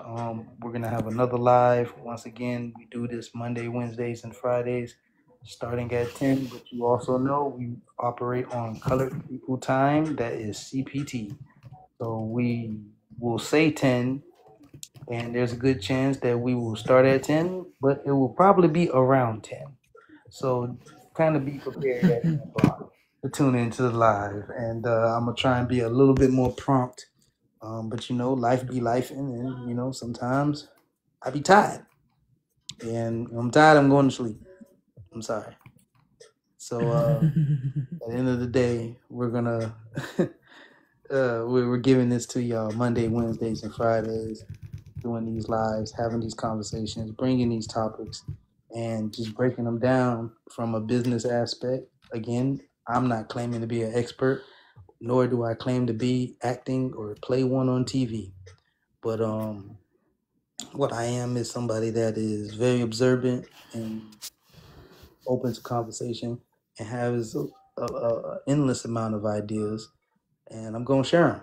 And sometimes my perspectives are very intellectual, and sometimes they're very silly. So it shows my personality, and at the same time shows you that you're gonna get a nice bag. You're gonna get a nice bag from this conversation. It's gonna be a nice mixed bag. It's gonna be a lot of entertainment, a lot of lighthearted jokes, and at the same time, we're gonna have serious conversations when it's need to be said. So appreciate you guys for coming through. Again, thank all 413 of you suckers. Um, Hopefully we can by the next live get that up to around 500. Maybe let's try to get it up to 500. Um, so like always, like, share, and subscribe. You can follow my YouTube channel where we have a lot of different content where we break down everything else from having the Kev Small Business Tour show where we go around and highlight different businesses. We talk about the path to Black business history facts, where we're sharing facts about Black history pioneers through business and talking about their rise to fame. And also, we have Creators POV, where we show a series of creators and showing how they create and also highlighting what they do best, which is come up with these amazing artworks and also come up with these amazing crafts. So, everything, if you haven't noticed, is tailored around the creators. I'm a creator myself. So, being a creator, I understand what it what everything we have to go through, especially the ups and downs, trials and tribulations. I've gone through them as well. I'm going through them as we speak. But as I'm working my stuff out, I'm working it out with you.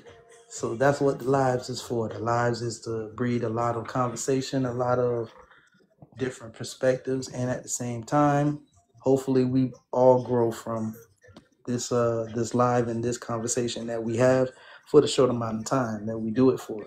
And again, we're coming at you Monday, Wednesdays, and Fridays, and we start at 10 p.m. Eastern time. But we also operate in CPT time. So again, 10 o'clock, be there sharp, because I'll probably be there as well or not. But either way, I'm What? definitely gonna give it to you. I'm still gonna give it to you. I'm still gonna give you the live, baby. Don't ever think that, oh, I ain't gonna give it to you. I'm gonna give it to you. Mm-mm. It's Don't say that. no Diddy, Mm-mm. On pause. no Diddy, but I'm gonna give it to you. But anyway, again, appreciate you guys for stopping by. I'm out, and until next time, peace with chicken grease. Bye.